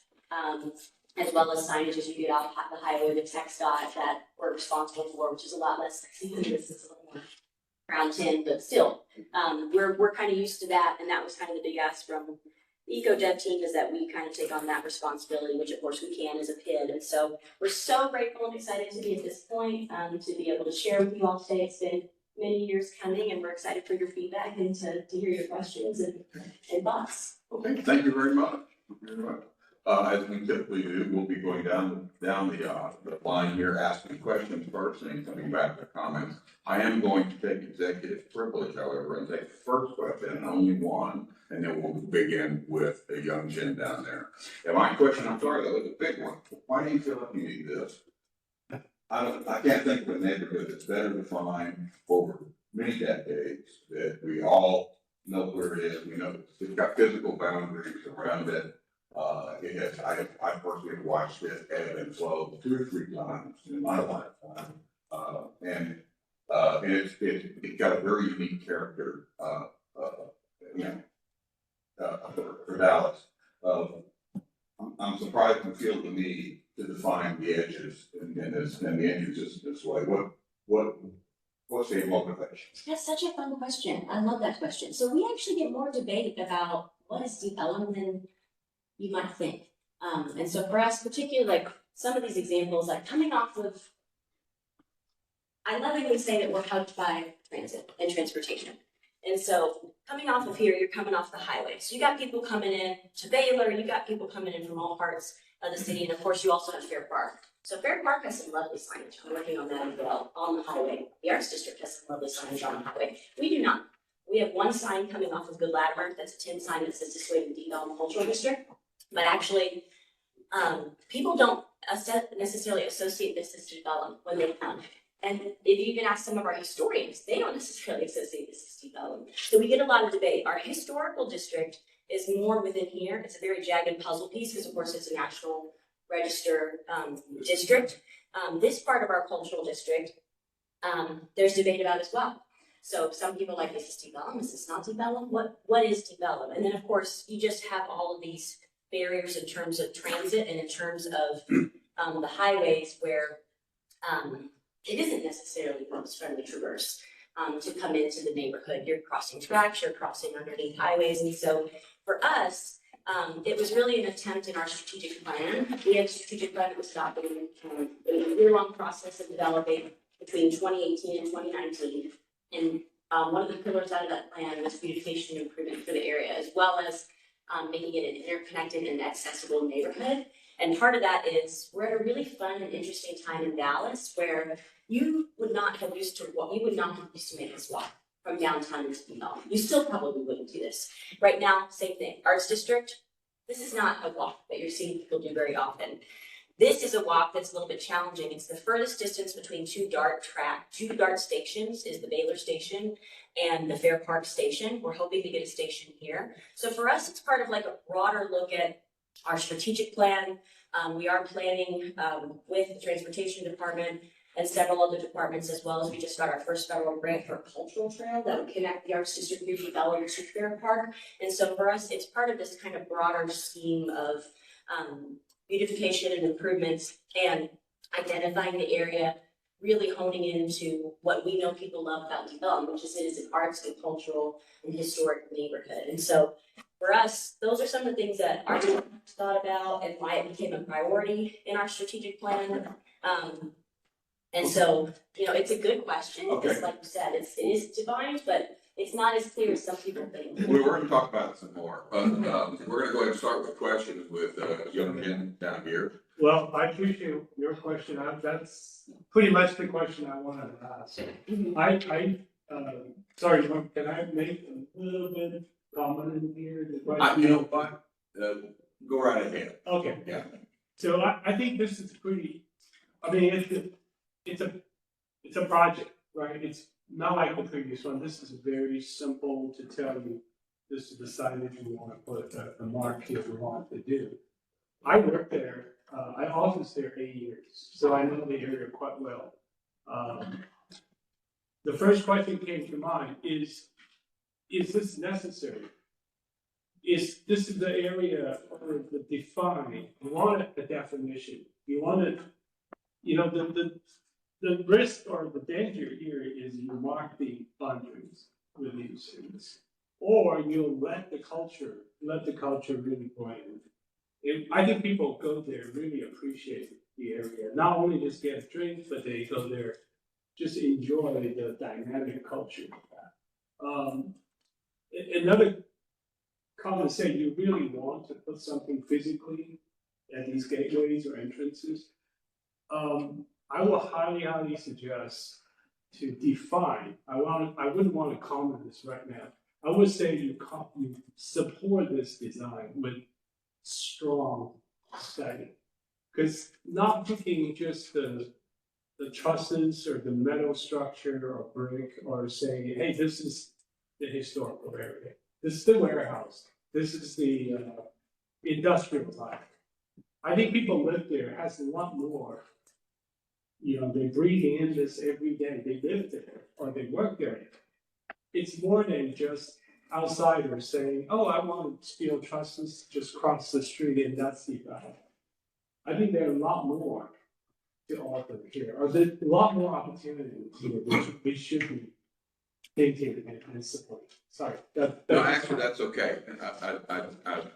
I get on you otherwise, but I think you made a good point. It's the scope of the project is such, if the panel is okay with it, let's go ahead and do questions and comments all at once. I think set a good precedent. Sarah, are you ready? Yeah. Are you prepared to do that? Yes. I think my first question is just, it's kind of further drilling into what Norm asked, which is, okay, you would like to define the boundary, but why is boundary definition desirable here, which is sort of similar to what you said, because I think a lot of what people love about development is not like, doesn't start here, doesn't stop here, but like it morphs over time and that culture kind of spills out and spills over. I think that for me, I'm most concerned about the areas where I see renderings of the foundations of these signs eating into sidewalks. Like this area already has such a problem with sidewalks not being sufficient for foot traffic. So I would not support any of the typologies that prohibit pedestrian movement through these areas. And I think that when you gave your broader explanation about, beautification or interconnectedness of the area, I think as someone who uses transit and does go to this neighborhood, I would hope that there could be more of a focus around enhancing sidewalks, tree plantings, signaling where transit stops are, making it feel safer, than the signage itself. It seemed like a little bit of a misplaced priority as a user of the site, not someone who lives there, but that's my first impression. I think when you said that one of the things you deal with as a kid is people running into poles, it seems like introducing more of that type of element into the urban realm, which concerns me a bit. But I think my overall question is just about the why definition and then prioritization of the pedestrian and public realm experience, which I don't know how it is truly enhanced by this project.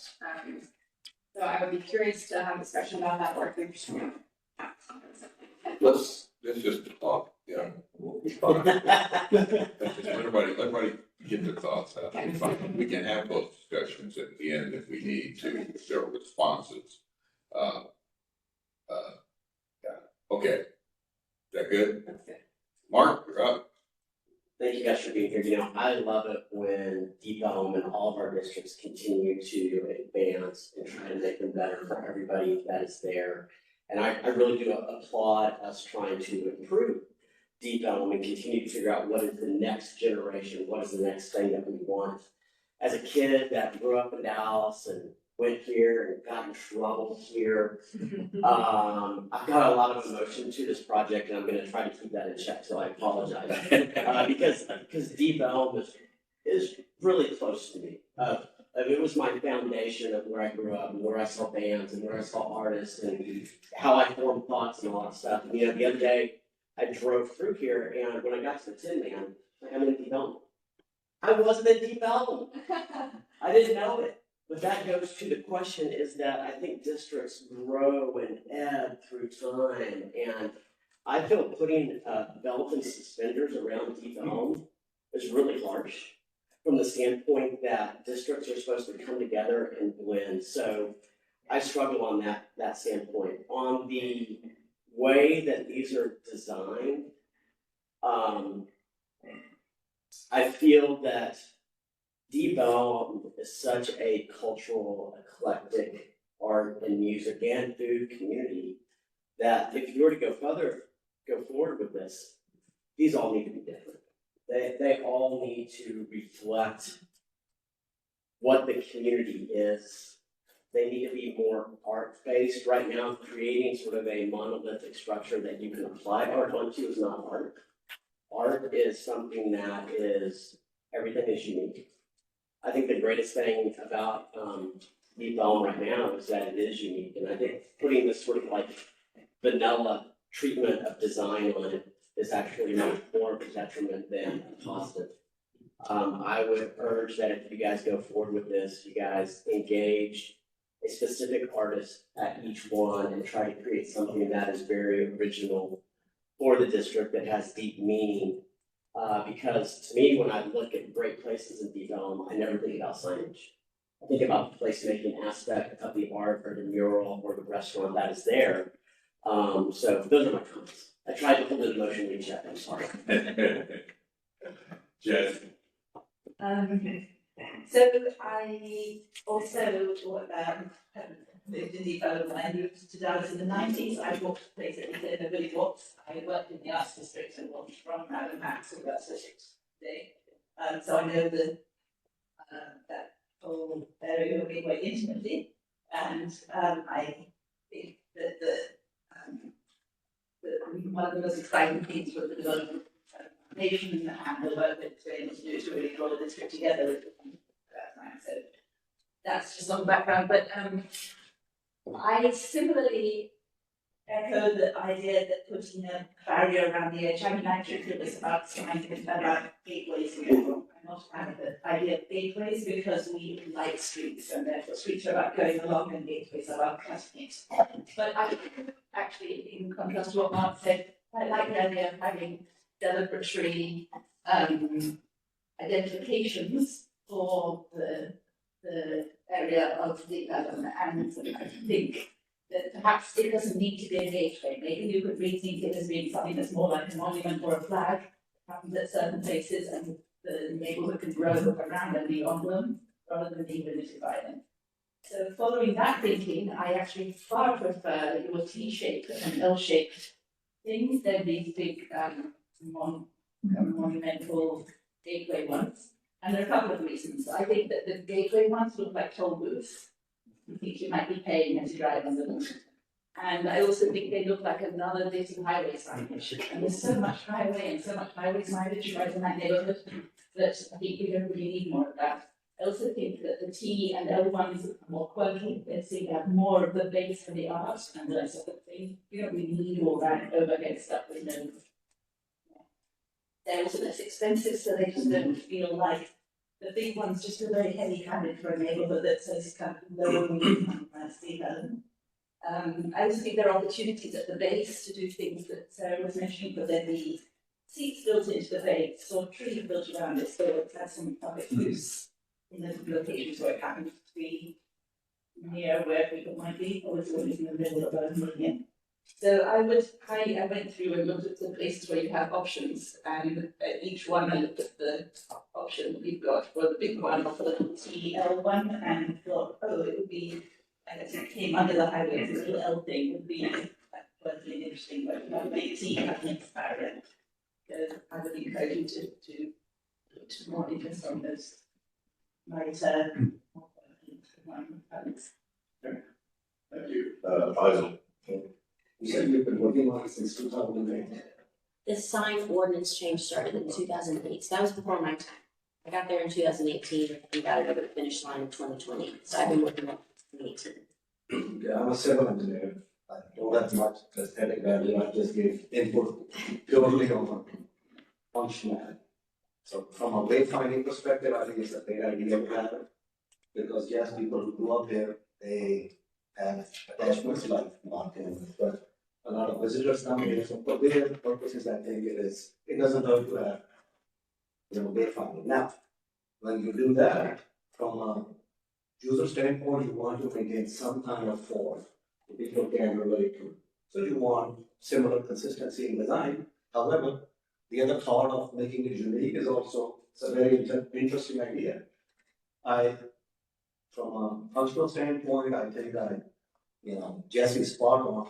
Instead of the gate option, I think those either trees or else would probably be cheaper. And they will not create the sense of boundary that some of the people have mentioned. From a design standpoint, one of the things I would like to do, if you choose to go back, I'm assuming all of this has been blessed by the executive board. And the board is comprised of people who live there, who are business owners, who are residents. So I think, what you think, you know best what you need. We are just providing feedback. Do you have a design that shows 16 vertical clearance? I would highly encourage you to consider 18. We've been working on that with Public Works. Public Works, okay, yeah, because 16 is just, it's okay, but you wanna basically have a little bit of redundancy. And this is my only aesthetic thing is I've seen these signs that, yes, they are there, but then also every once in a while, if it's Christmas or whatever, there's a little pole sticking out, you can put a banner on it or something. I think that the reason that the board may have approved the gate option is because they didn't have the luxury of the feedback that was just provided by Mark or Jesse. That this is, I think, a very valid point that if you put a gate on it, you're gonna be kind of, I would be interested to know that was this approved, how much opposition you got from the businesses that were just on the other side of it.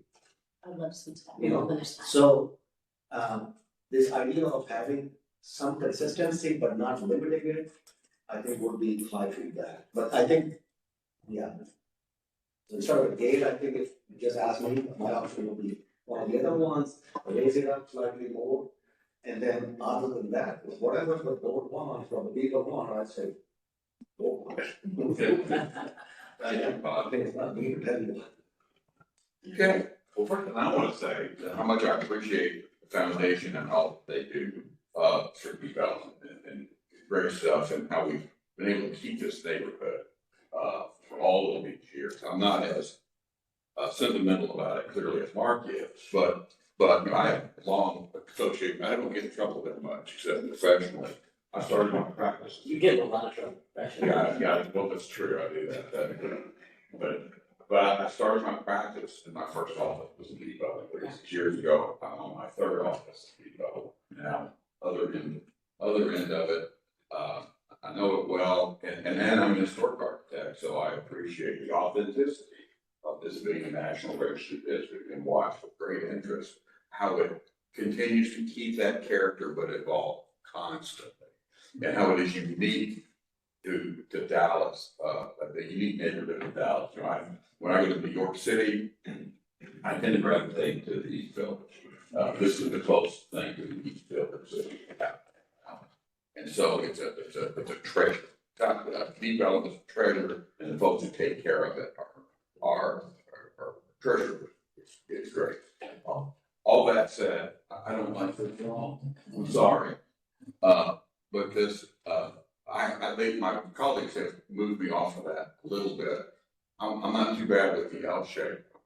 But the bigger ones especially, because this is an authentic neighborhood, those are not what I would consider authentic responses in the neighborhood.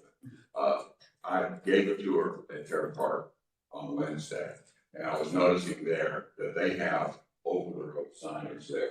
They don't even leave up, they haven't taken it down yet from the state fair. That's the imagery to me of the over the road is amusement. And this is not an amusement park. Amusement parks don't have what you have, they try to recreate it from scratch. This is authentic. And I think the signage should be, I think the signage has a ways to go to tie in the authenticity of this neighborhood. And so I appreciate the efforts. I know it's a lot of work. I know, I'm going to say other things about me when you leave, but I'm sorry, that's just part of the job. I want y'all to succeed here. I just don't know. I don't think. And with that, now that I've done all of this, you're welcome to if you want to give comments or questions for us or as you wish.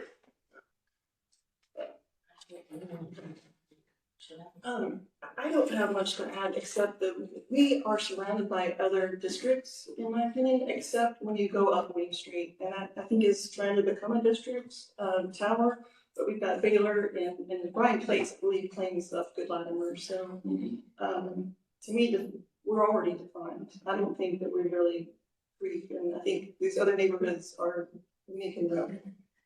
But I did hear you, I understand. And I can speak to that as well, because that's a very much a part of what I do, because of course, so I run the foundation and it's complicated, right? We run the Public Improvement District, which stretches all the way up to here, which most people would not call this development.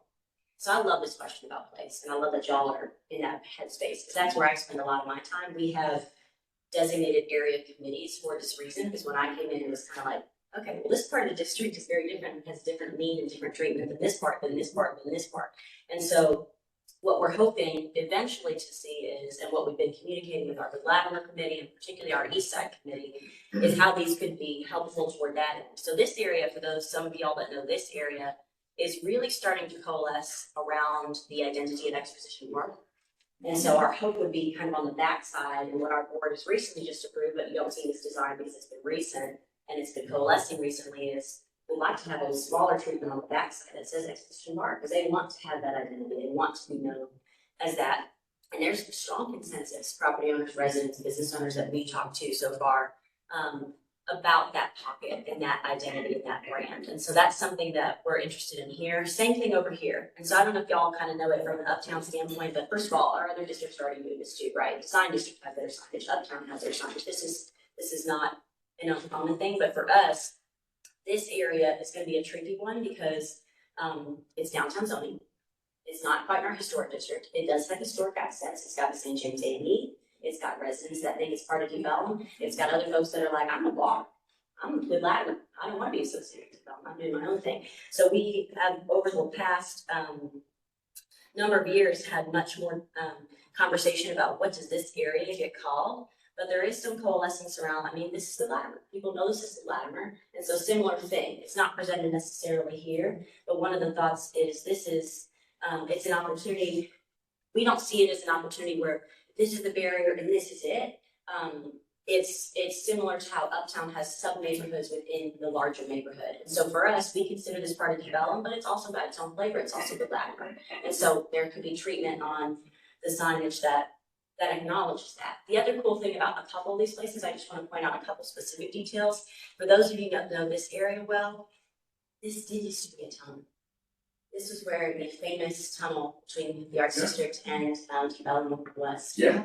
And so for us, we just did a history exhibit on that a couple of years last year. There's a lot of feeling, you know, the traveling man is right here as well as right here, kind of recognizing that history. And so for us, part of that is kind of the ode to that history. Only 4 locations allow for the gateway, but I do take your comment. I'm just kind of sharing feedback to see kind of know where it came.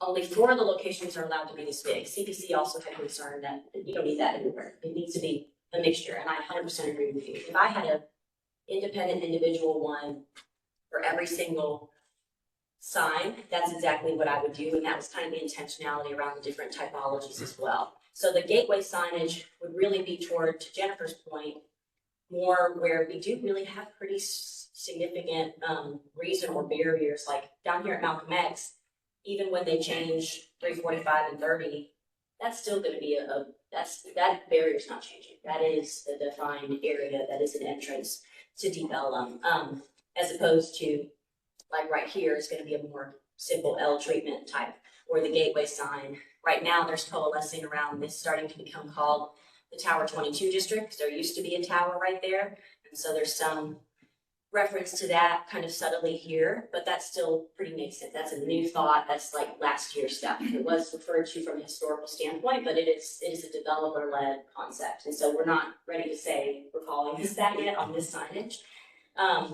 We did try to go the artist route first. We are, and it's fun to hear that y'all have your history in Deep Ellum. I like to say it's a creative cluster. People don't realize that, but we have a lot of designers, a lot of architects that office out of there because they're drawn to that. They want to be in that environment, which is really cool. We have a ton of artists. The artists that we engage, not a lot of artists know how to translate from this to that. And we don't necessarily work with like your national level artists. We didn't necessarily want to bring in that type of artist. That's an international. We wanted to work with local artists. It was really hard for local artists to envision how to go from what they do to this. And so that's where we boiled down to more of a treatment where it's something that's kind of what they can engage at and the level that we can engage our artists. Because for us, we're really about, at the foundation, for example, we run Deep Ellum Blues Alley. So you might know the famous Tristan Eaton mural on the side of the stack. For us, it's just as important to bring up the up and coming artists to make sure that people know their talents just as much. They can do just as much as these other artists. But at least in our case, I don't have a pool of artists that can translate to what a sign is going to look like. If y'all do, please share and help us, because this is, again, something where if I'm like you, I love that dream of like every single sign. That's exactly what I said. Should be perfectly unique, should be something that's really special, because Deep Ellum is, and again, it's jazz. It's every different flavor. If I can execute that, I would. And if y'all have ideas on how to do better, this is my first go around this, so we will take that. But those are just some of the things that I kind of thought about when y'all were talking. I tend to agree with Jennifer. I'm not as concerned just because I'm more steeped in like the nuances of the barriers, but I do take that point. Trying to make sure if any other questions I asked. There was a good question about we should be more concerned about transportation, safety, and all those things. Again, welcome to share my strategic plan. That's all very much part of this as well. So this intersection is going to be significantly redesigned. This is going to change from 30 and 345 change. This is going to be an actual intersection. The highway is going to dump off right here. So we're very much thinking about and incorporating that into this. We work all the way from what's happening to the highways to why can't I get that crosswalk changed next week? That's very much, frankly, this is like when I have free time, and that's why Jennifer's here to help. Our day-to-day is like, someone died at that crosswalk last year. Where are trees? Because people don't want to walk down Commerce Street because it's, you know, 1,000,000 degrees and people go to Main Street. Commerce, yeah, they'll start on Commerce. So it'll be prettier when it's done, and our street trees, there will be street trees. Just hope it's right. Well, they're supposed to be there. So our organization, we say people before bikes, before cars. And so the intent was to have the light wire sidewalks, so you could have those sidewalk cafe type of treatments. And so every business had the opportunity to weigh in. That's full story. That's, yeah, we don't. But yeah, but I think I could wax on, so you guys are, this is fun. So I'll try to be quiet. I think I might have addressed some of the comments and questions, but happy to take any others, and really just fun to talk with y'all about it and have people that are in this brain space. Well, I'm glad you find it fun. Thank you very much. Appreciate your patience. I know it's old and grumpy. And younger than grumpy of all time. But any other? I'm still thinking about it. We're gonna see what the jury says. It'll be whatever's in the notes. He'll designate everybody. Okay, are there any other discussions on this at this point? Otherwise, I think it's again our things. You referenced Fulton Market. And Chicago does have a phenomenal program of gateways and historic districts.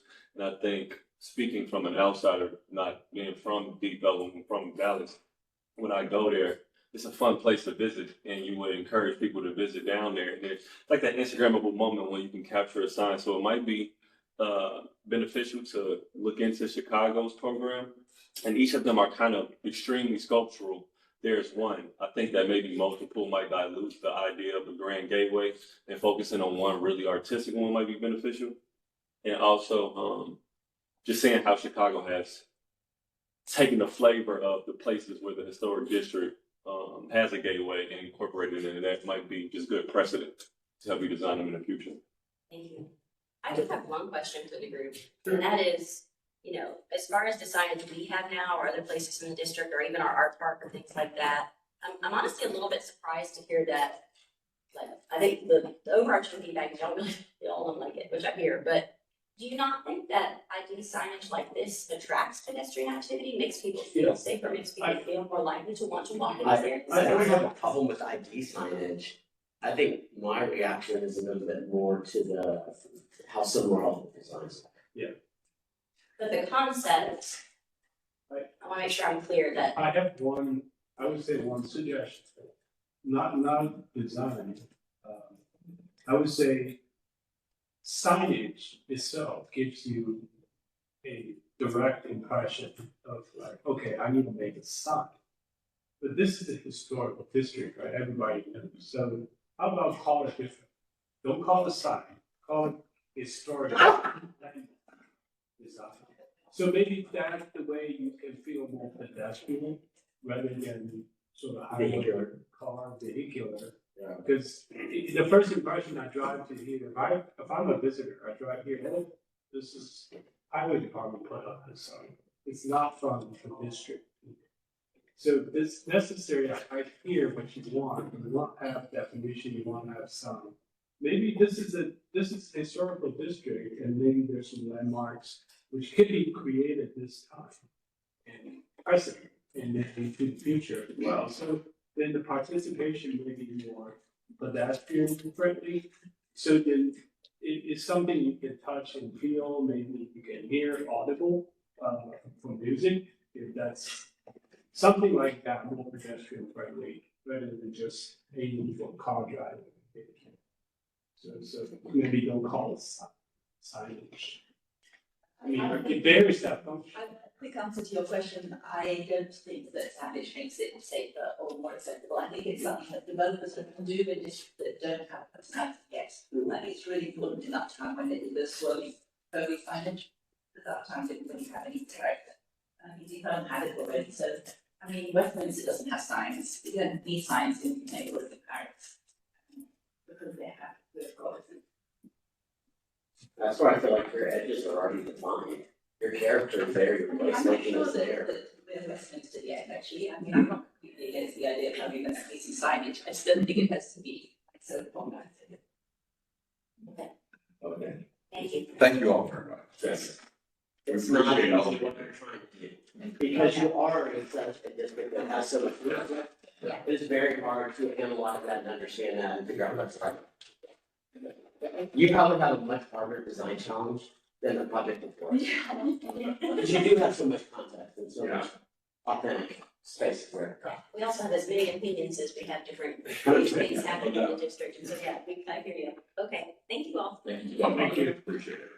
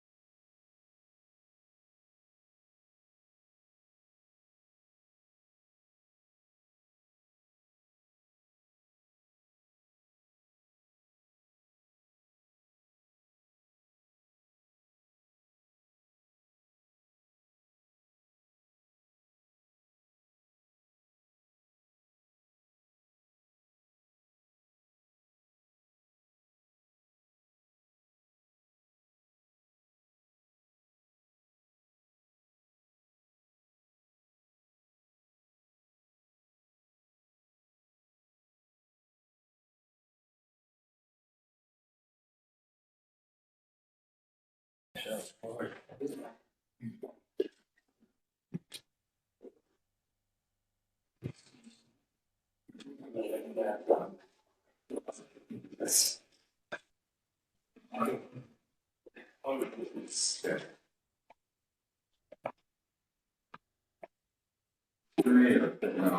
that would be, definitely. That'd be at the top for that. Because we thought it was like. Okay. So flight was canceled. Everybody, y'all ready? A big shot. Okay. Well, I kind of thought I could most of that, so I can't get them up. Yeah, they're on. This is asking like present The next day we'll be doing this.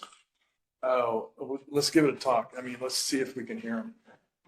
Let's give them to test their mics.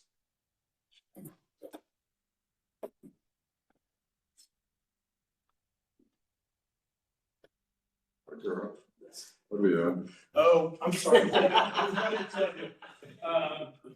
The design team were unable to make it last night because of the same reason we were earlier, our flight got canceled. Okay. New York. So they're gonna try to, they're on WebEx, they're gonna speak through there, and Dave's gonna be sort of. That's it. We got David here. I'll be done.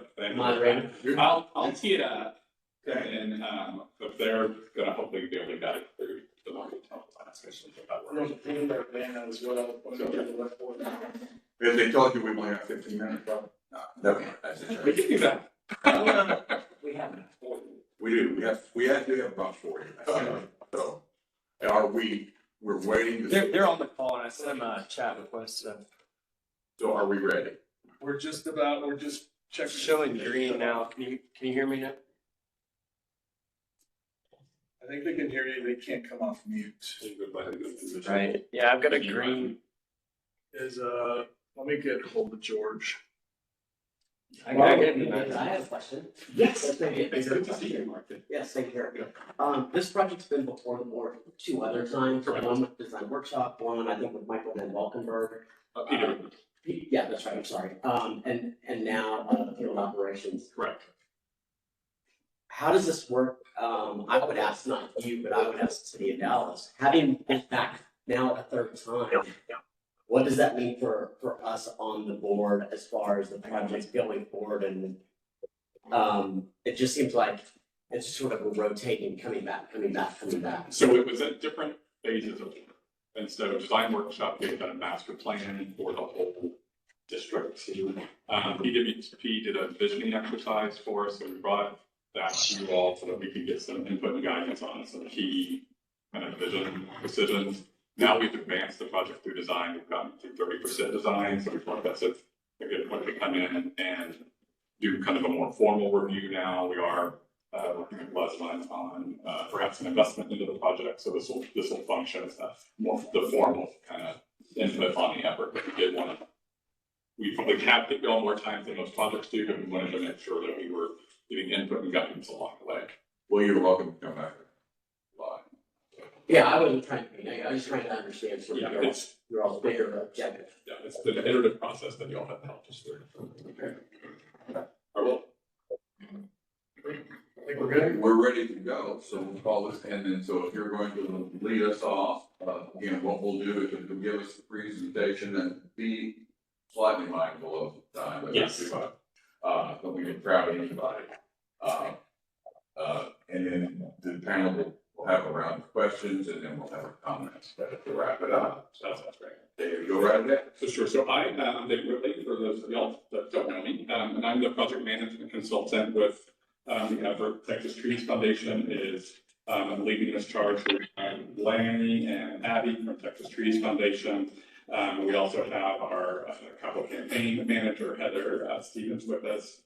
Kimberly Horn, Tom Grant, our engineer. So if you really want to get into the weeds on engineering, they are here. Our owner's rep is also here, Richard Associates. So Jim, Claire, and Brooke. And then our design team, field operations, unfortunately was stuck with the weather yesterday, and the pilot and flight was full. So we're doing the best we can. So thank y'all for your flexibility and last minute pit on this for us. So I'll tee it up just as a recap for those of you that may not be familiar with the project. kind of the first question is, why is the urban forestry nonprofit leading a $200 million public works project? And that's really the result of a whole sequence of studies that the Trees Foundation did. They looked at tree canopy throughout Dallas, as well as the urban heat in Dallas. Both of those studies, Dallas did not fare very well. And actually the epicenter for urban heat was in the medical district. So that prompted a conversation between the Texas Trees Foundation and the Southwestern Medical District, which is its own not-for-profit entity. They worked together to develop a master plan for all of the rights of way within the medical district, and then we started to go through the process on how best to implement that plan. So we selected the Harry Hines corridor. So the medical district itself is about 1,000 acres. The Harry Hines corridor bisects the district in half, and then the interchange in the middle further divides it into 4 quadrants. And so it's a major impediment. We talked to 3,200 plus folks throughout our engagement effort. We asked them a series of questions. They all identified Harry Hines as being a challenge. And so the premise here then was to take this opportunity and investment in our road infrastructure and think about how we can leverage that for higher purposes. And so could in fact a street function, as a, so to speak, that would lower and mitigate urban heat, lower thermal comfort temperatures, as well as clean the air, and in the process improve our physical, mental, and social health. We felt like the health district should be the healthiest place within our city, and so there's several areas that is lacking in the right of way here along Harry Hines. We also then, posited that it could serve a function to begin to knit together these disparate institutions that all actually work really closely together behind the scenes, but they don't function very well in the physical space as being connected. So if you are a physician or a patient needing to get from one to the other, that movement is challenging. And so Harry Hines can perform better in that regard. And then the last pillar is it can also be a placement element, the sort of definitive sort of boulevard, the green space that then begins to knit together the medical district as a place and create that campus-like atmosphere. And so with that, I'm going to turn it over to our design team, Megan and Justin, in field operations, to walk through some of the particulars of the design. You'll have a pretty long packet that went into some detail around, the motivation behind the valuable principles that we use, the evidence-based design process that we use to develop this program. But I'll let them kind of walk you through all of that, and we can entertain y'all's comments in this discussion as we go forward. Megan, Justin? Great. Hello, can everyone hear us okay? Yes. Great. Excellent. So glad. We apologize for not being there with you today. We were really looking forward to it. Both of our flights from Philadelphia and Atlanta were canceled due to the big storms you had in Dallas yesterday. And there was nothing else available to get us there any other way. So apologies again. Thank you for your flexibility in allowing us to join you remotely today. And we're going to pick up where David left off after quick introductions. My name is Megan Bourne. I'm an associate partner at Field Operations.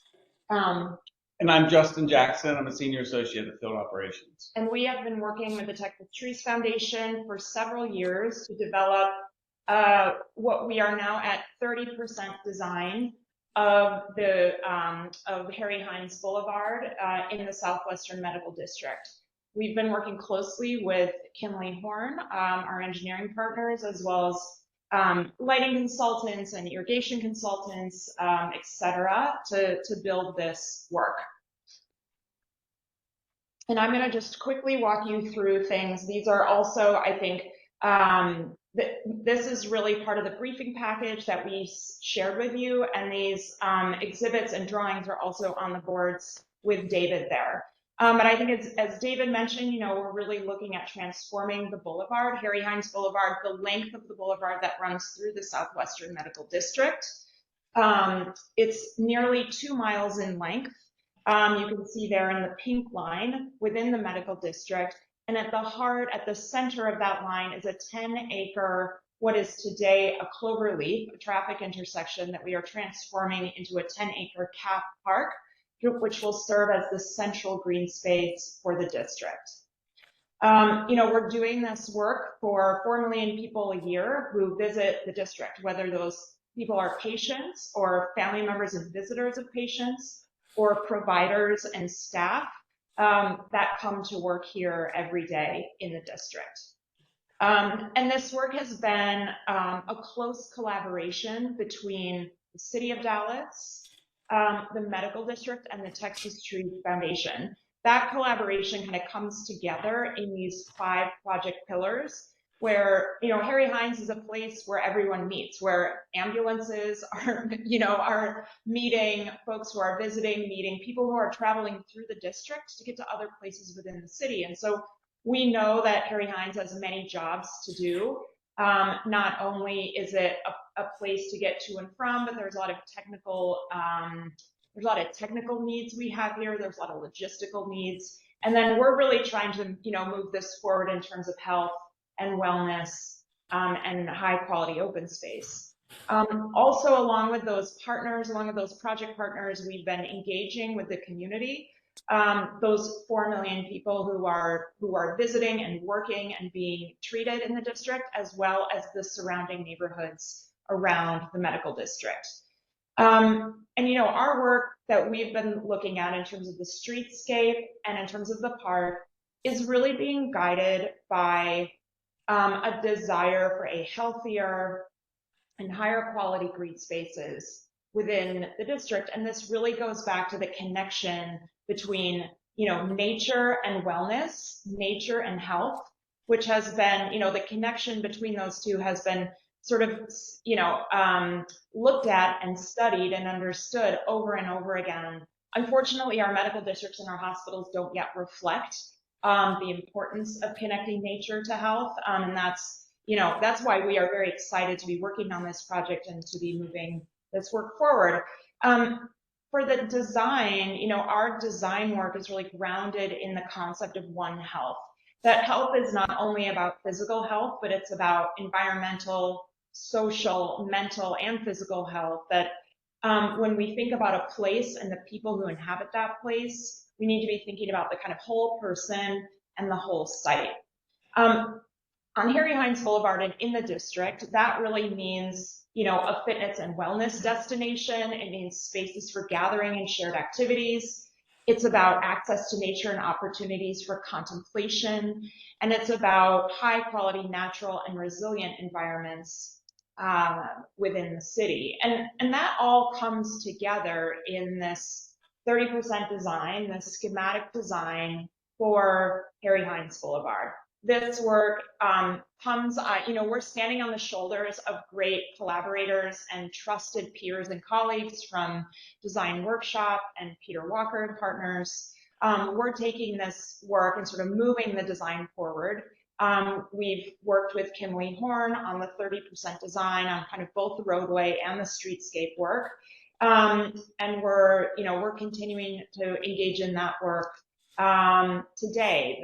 That was the full kind of plan and vision for the whole site. We will not be doing all this work at one time. It's quite complex and expensive to build this much open space in such a complex place. And so using the work over time, phase 1, moving from sort of south to north or east to west, depending on how you orient yourselves within the district, beginning at Market Center Drive and sort of moving along the corridor up to Mockingbird Lane in 3 phases. We'll share all of this work, and we took 30% design sort of for the entire corridor. And our next phase of work will be launching 65% design along with our City of Dallas partners early next year for phase 1. I'm going to turn it over to Justin to walk you through the details of both the Green Spine design and the Green Heart design. Thanks, Megan. And thank you to everyone there today. I assume everyone in the room is familiar with Harry Hines Boulevard. It is a major corridor connecting the medical district Today, it's more or less a 6-lane with multiple turn lanes, a large median, and a highly relied upon corridor for the district itself. But we know we can do better. We know that this project has the opportunity to create the new standard for medical districts and streetscapes. And we see the green spine as an opportunity to provide a green shaded, resilient, and multimodal corridor. And we're doing this by first reducing the width of the median itself, by providing the same level of service within the corridor, but reducing lanes where possible.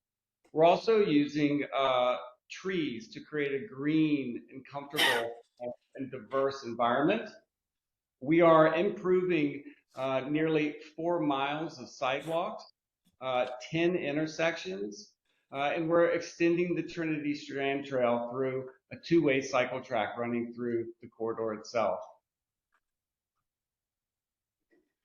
As I said, at the heart of this, it is a transportation project, but we think of it as so much more.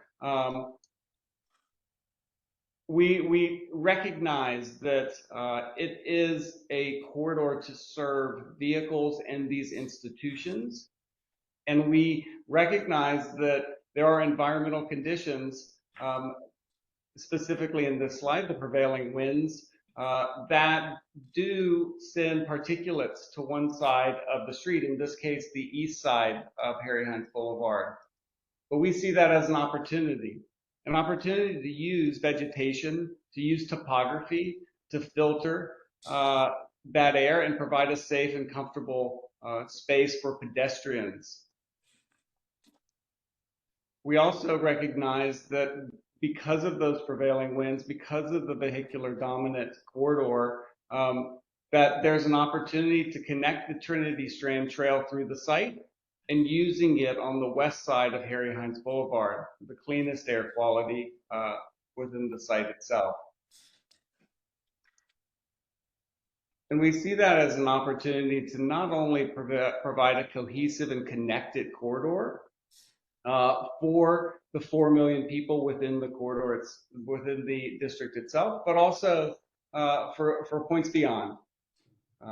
Improving intersections, providing clear striping and signalized intersections. And this is all grounded in the work Texas Trees did in 2017 as part of the Urban Heat Island study, where they were able to identify that the canopy coverage of the medical district is at nearly 7%, and we know we can do better. And because of that, they were able to determine temperatures were 15 degrees warmer in the district itself. And how do we create an environment where people do want to walk, do want to stand, do want to be outside, want to find those restorative qualities of nature? One way we're doing this is challenging kind of the typical streetscape approach of a single row of trees, where we did studies and simulations and models and how we could really enhance that condition and provide a more comfortable and welcoming experience along the corridor by creating a mix of diversity of sizes and species along the streetscape, where we can create improved and enhanced multimodal connections along the corridor with a diversity of experiences and plant material. And I mentioned before, technically how we're going to do that. This diagram communicates how we're using a diversity of species, of sizes, of arrangements to create an experience that's rich, that's comfortable, leveraging the local species, but also looking towards the future and selecting a palette that's diverse, resilient, and can withstand the temperatures in Dallas, as we're all familiar with. In doing so, creating a resilient planting approach and leveraging biophilic design principles with natural materials throughout the corridor. which connects to the Green Park, and I'm gonna hand it back to Megan to walk you through that. So as I mentioned, the sort of 10 acres at the heart of the district, here where Inwood Road meets Harry Hines Boulevard. Traffic studies have showed that that this is kind of overserviced right now, and this amount of roadway is not necessary to serve the traffic volumes that are on both Inwood and Harry Hines today. This creates this incredible opportunity for us to rethink what this large space could be, that it could be a place for people rather than for cars. You know, this is our sort of looking at this area and modeling this space. Sort of see if I can go back and forth. Oh, one more time, maybe. Nope, that's okay. Oh, there we go. Thank you, Justin. Just to go back and forth one more time to show that we're capping. We're gonna raise the level of the topography here. We'll create intersections at Harry Hines at either end and move the UT Southwestern connector. All of that to kind of make space for this new 10-acre cap park. Harry Hines Boulevard will continue over the cap along with the park, and Inwood Road will tunnel below. This is a section which you can see the kind of key plan in the bottom right corner. This section shows the kind of layering of infrastructure from the Inwood Road tunnel below to the Harry Hines above, the park on either side, and a new pedestrian footbridge, which will connect people from one side of the park to the other. The kind of concept for the park is for it to be a place of health, healing, and recovery, for it to be peaceful and restorative, as well as social and rejuvenating. The central location within the district allows folks from all of the institutions to utilize this space throughout the day and throughout the week. This is where we get to the plan. We have this plan on one of our boards as well. Happy to walk you through it in more detail if you have questions. But really we sort of have 4 quadrants in the park, and each one of those quadrants is offering a different and unique experience. And those are connected through a series of footpaths and our pedestrian bridge, which spans Harry Hines. Starting at number 1, we have a kind of plaza area. Number 2, there's food trucks.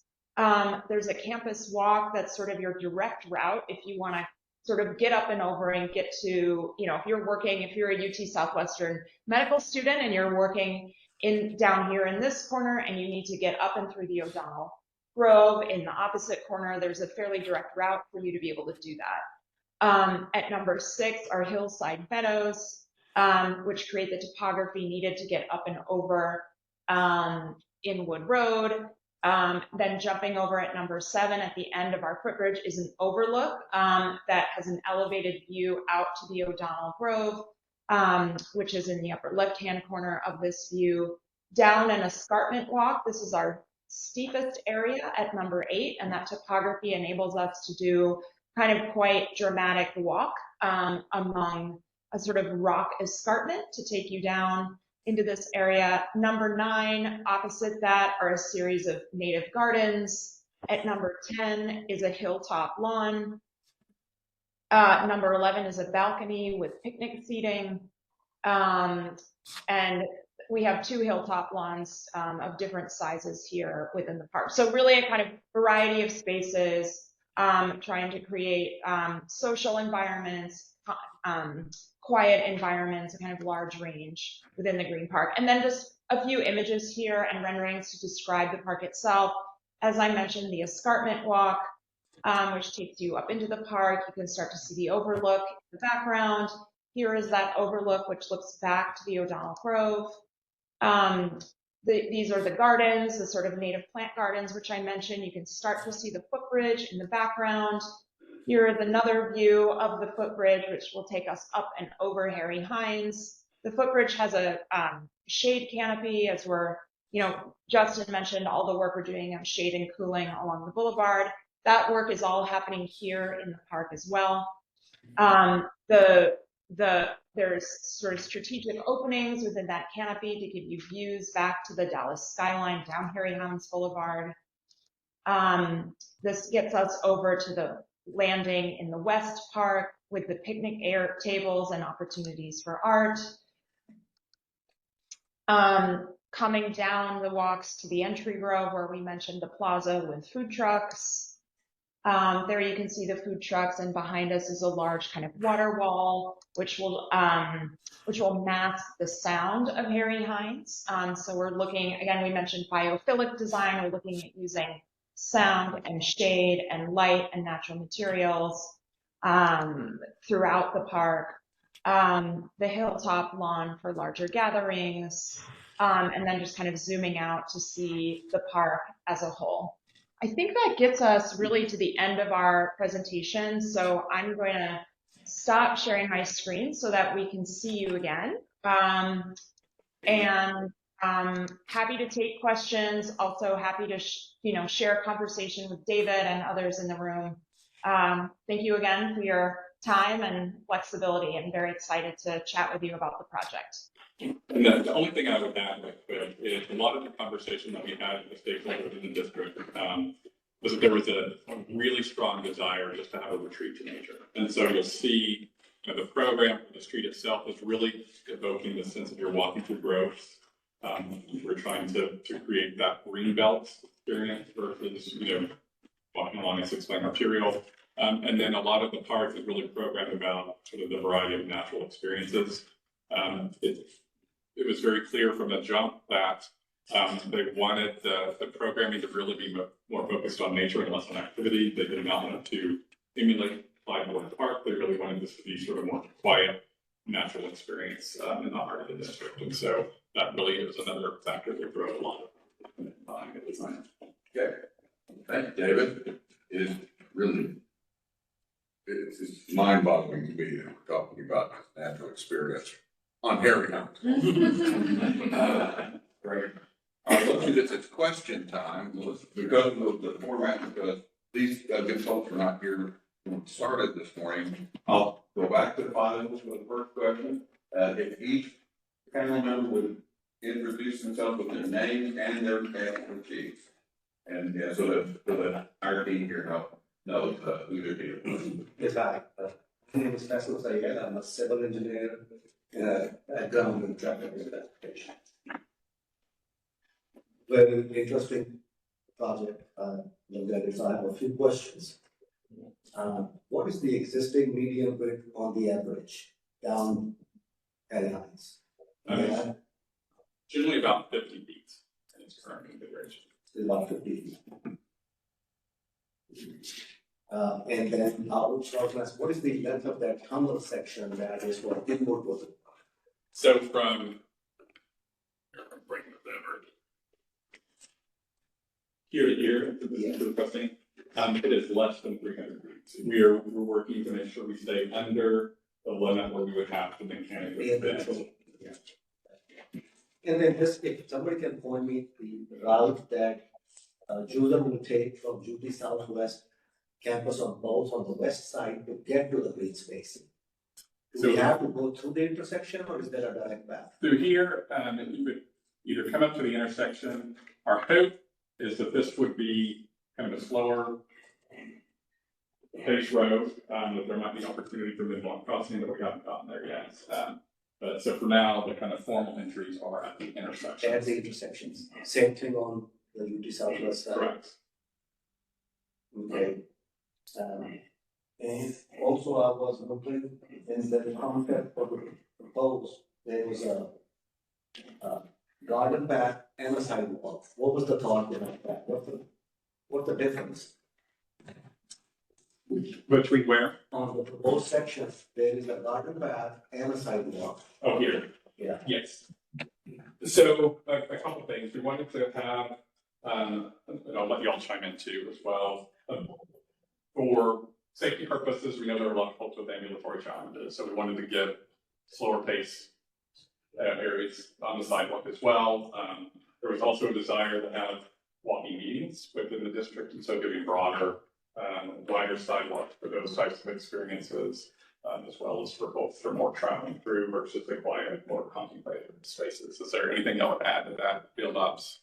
Yeah, I think, the separating, I think as David said, separating the uses of pedestrians and bikes is important for comfort of both of those mode users as well as safety.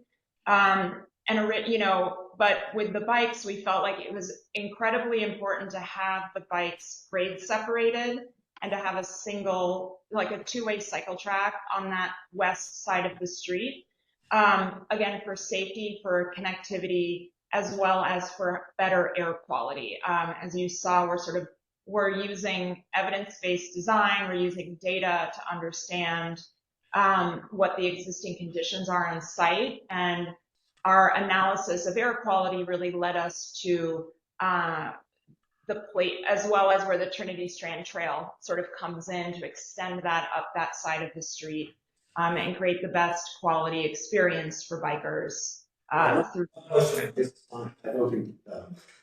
Final question, this proposed typical section, is it proposed by the project team or is it being dictated by the city of Dallas?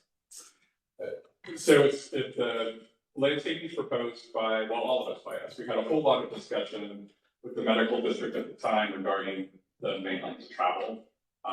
Were there any places along the corridor where there might be opportunities to eliminate a lane? After a lot of study and engineering, we determined that wasn't the realistic expectation for this corridor. So we're sticking with the 6 lanes. That's something that we came to in partnership with the city and the medical district and our team as well.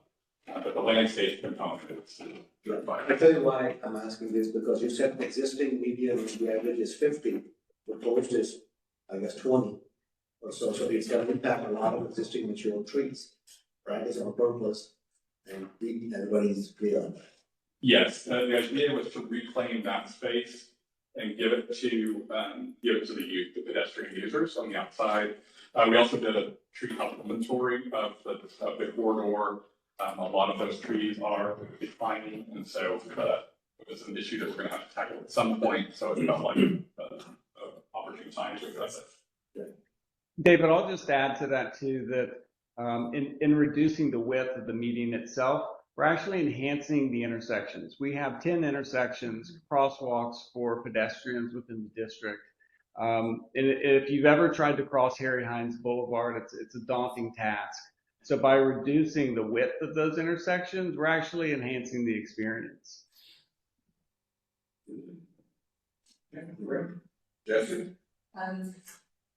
So my name is Jessie Zarazada. I run the Sustainability and Development Program at SMU. And for full transparency, I'm also on one of the multiple public committees for this project, was when they were in the early stages, information gathering stages, and had my students working on some early stage data collection work. So I'm pretty familiar with the early stage, and I'm excited to see the newer phase.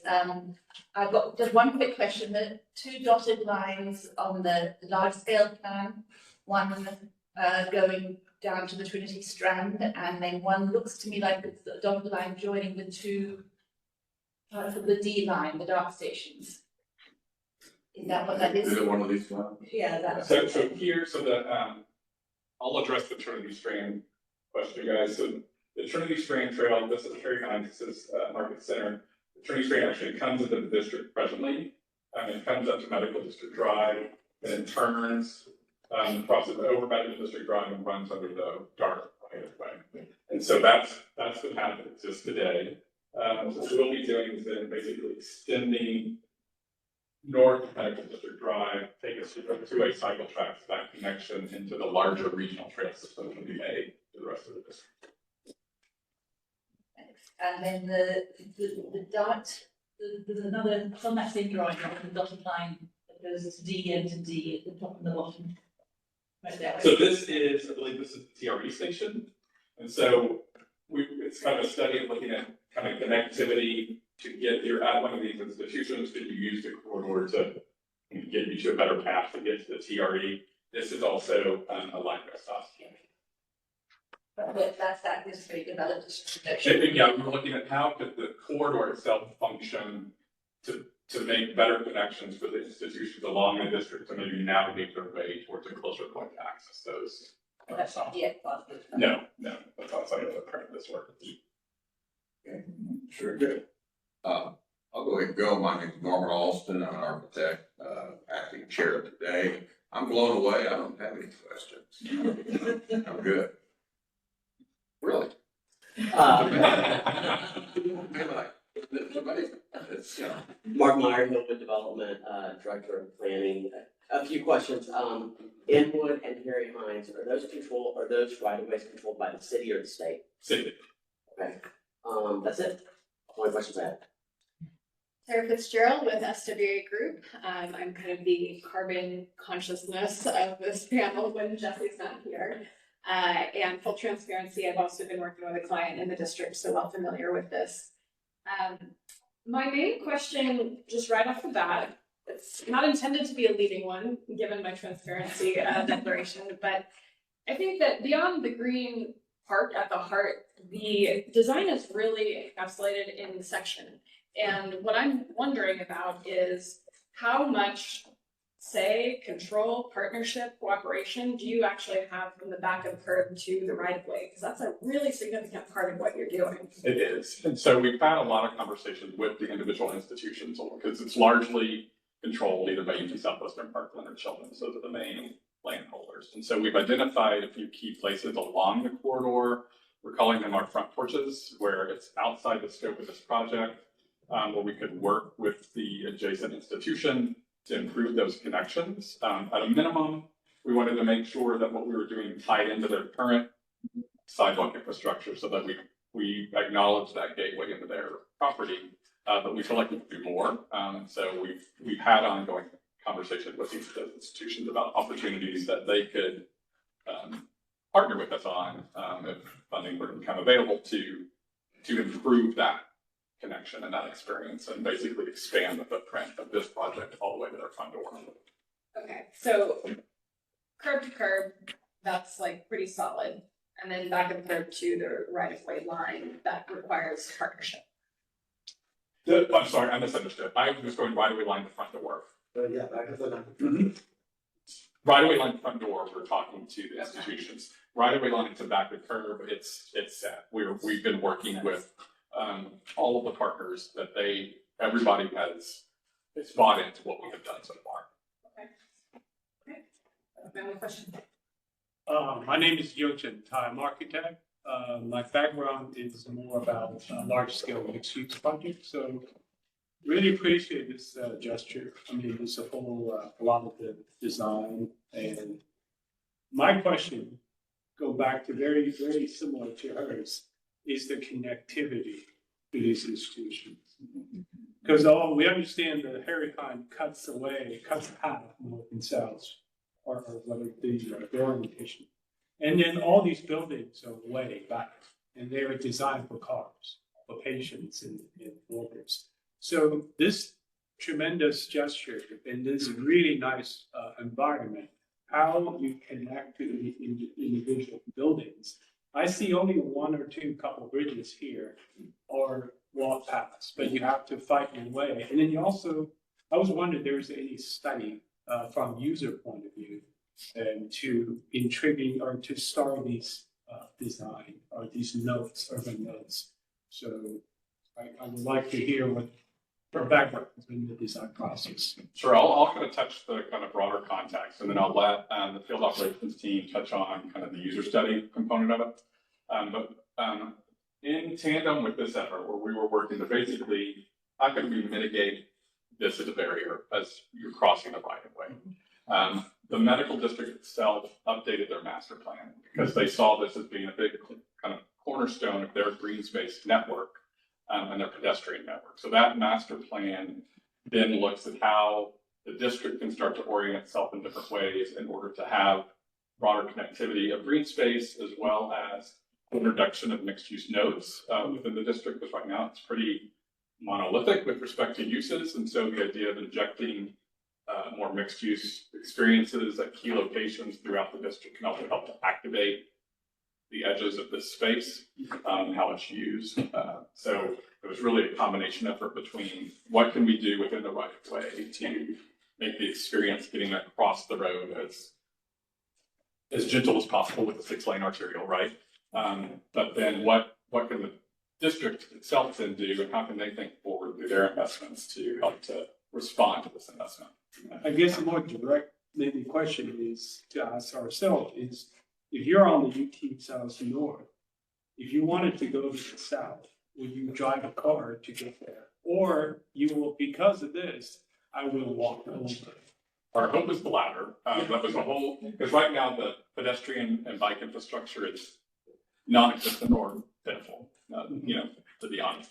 And so a lot of times, if you are a physician that's needing to get from one place to the other, they have their assistant drive in, because that's the most effective and efficient way to go.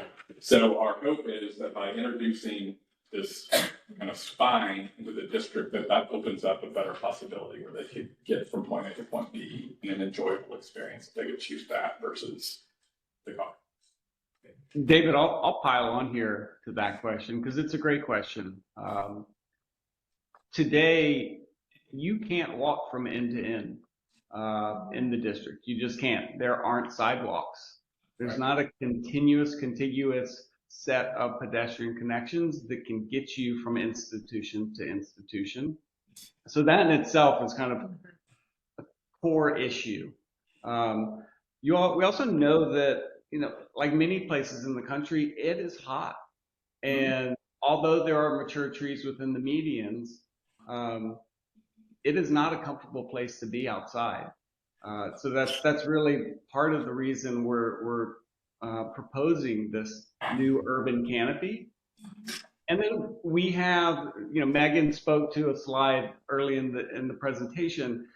There's been a fairly robust engagement process going all the way back to the beginning of this project. And we've heard from providers, from users, from patients, there's a desire to have those pedestrian connections. 'Cause there are providers that are moving between institutions throughout the day, every day. So providing that multimodal connection is key.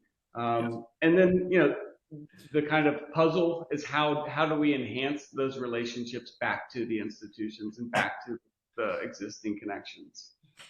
Yes. And I'll say that the first time we looked at the plan as well, we had the exact same reaction you did of there is so much space between the right of way and the front doors of these hospitals. There is an enormous amount of real estate and land.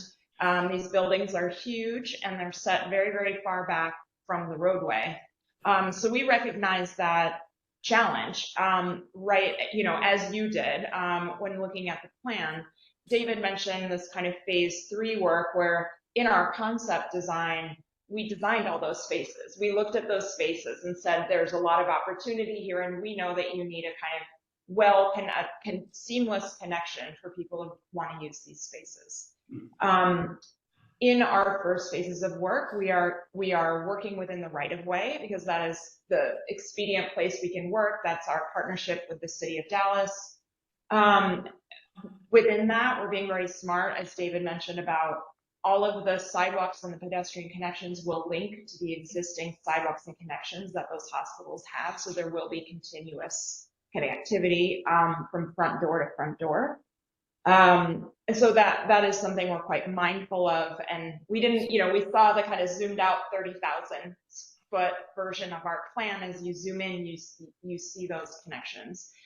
And I would say, I think as this comes online and as the project comes forward, we have the cooperation of the hospitals today, but when you build it, people come and people love it. And I think some of those front porches, those areas between the right of way and the front doors will continue to come online in years to come as those 4 million people have the opportunity to get outside and to experience this place, which they don't have today. Okay. All right. Young Jen, we're going to do like we did the first round, and you get both questions and comments, which you've done a really good job of so far. Do you have any further comments or suggestions for the? Well, I would encourage just kind of connected to that question I had. I think I would encourage the study. This study is fantastic, this horizontally connection. But again, people move this way, that's like, you have nothing to do with the hospitals. But now it's more important, I think, is the access, these sections, these critical connections north and south. And how do you actually engage? Maybe there's some design or some desired, a sort of starting point to define in each location. And then you can gather, or you can somehow from there to spread out with their master plan, each campus. Somehow I think these notes maybe needed really dropped and designed and highly suggested, and then will work as an overall scheme. So that would be my recommendation. Thank you, sir. And we want to make sure this, this applicant gets the full benefit of our expertise, but I will ask everybody to be mindful of the time. It's all, because I don't want to lose it. I don't want to lose 4 before we finish. So, Sarah, you're up. Sure. Well, first of all, I just want to say how excited I am about the project. It's really, really a beautiful design work. And my real question is, what support do you need to get this built? Like, we needed this a decade ago in this city. And from my experience in this corridor, you know, you have this really cute little dashed line where the, where is it? There's the utility, franchise utility corridor goes. So my understanding is that utilities are going to be one of the biggest impediments to actually planting the trees on this plan. That is correct. Are you getting the adequate support that you need to like have a concerted effort that is cross-departmental at the city? We are working with the city, because it's a complicated project in that there's a bond, street reconstruction, and then there's this private-led enhancement to it.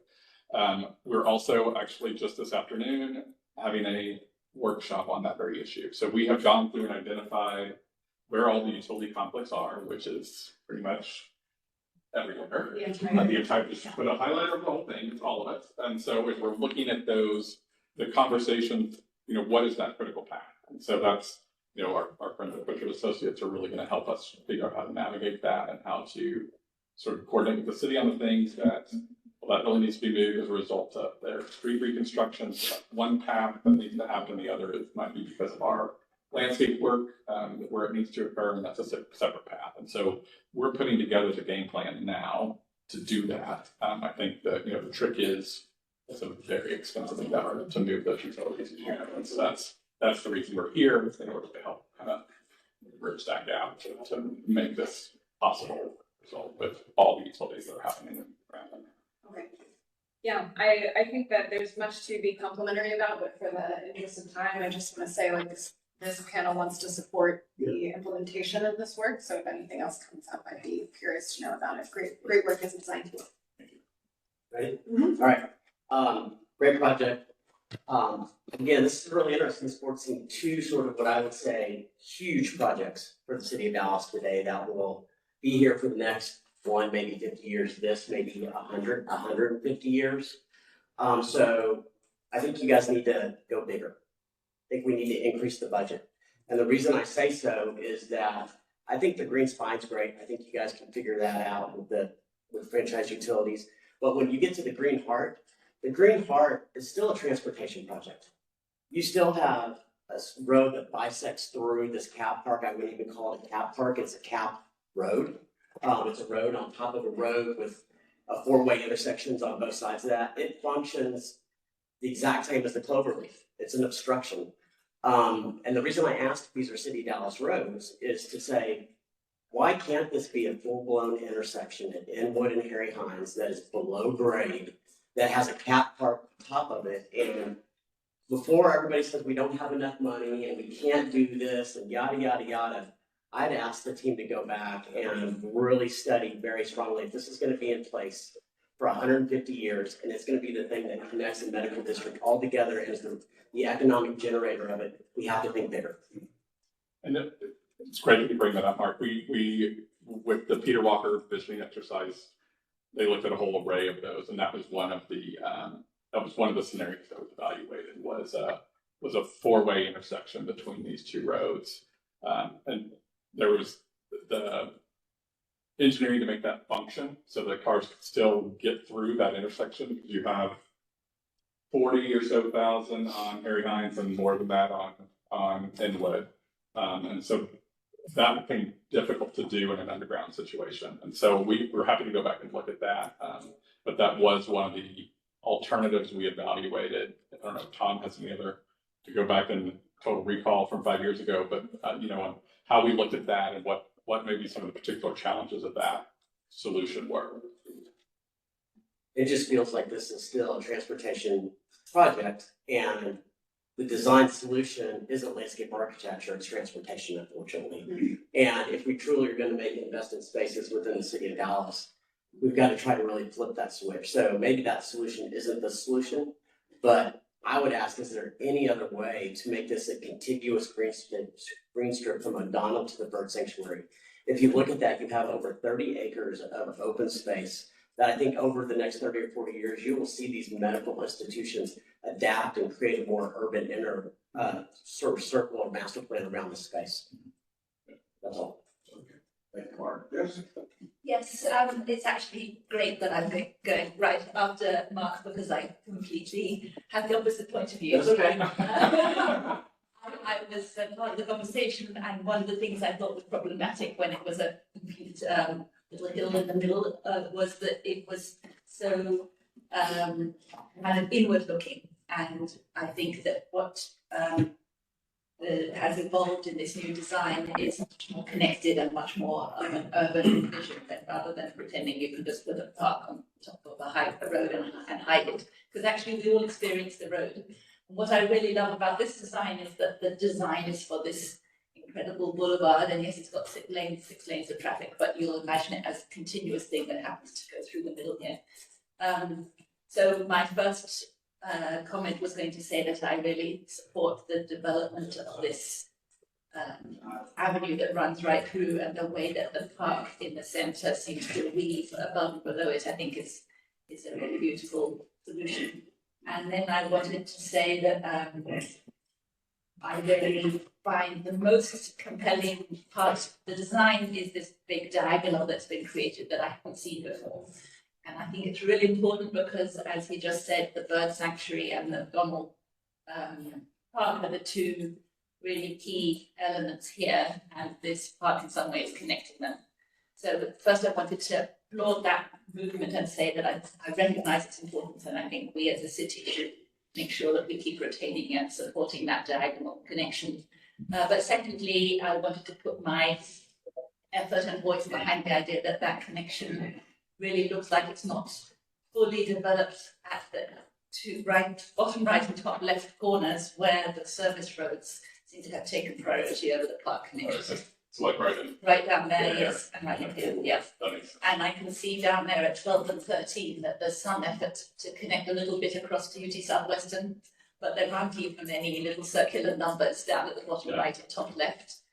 And I'm imagining, given this team, that this is not something you don't know, and therefore I'm imagining that there is some other city issue, and if it happens to be anything that we as a panel can put our weight behind, I would support the city going back to work with the team to try to resolve that diagonal, because I think it's really key. And my second comment is just about play. I saw this lovely water image, and I'm not quite sure where it is in here, but and I also see that there isn't any official playground, and I'm assuming that's on purpose, that it's all somehow a mixture of play and being there, but want to just kind of formally support the idea that there should be places for play, even if they're not kind of defined and fenced.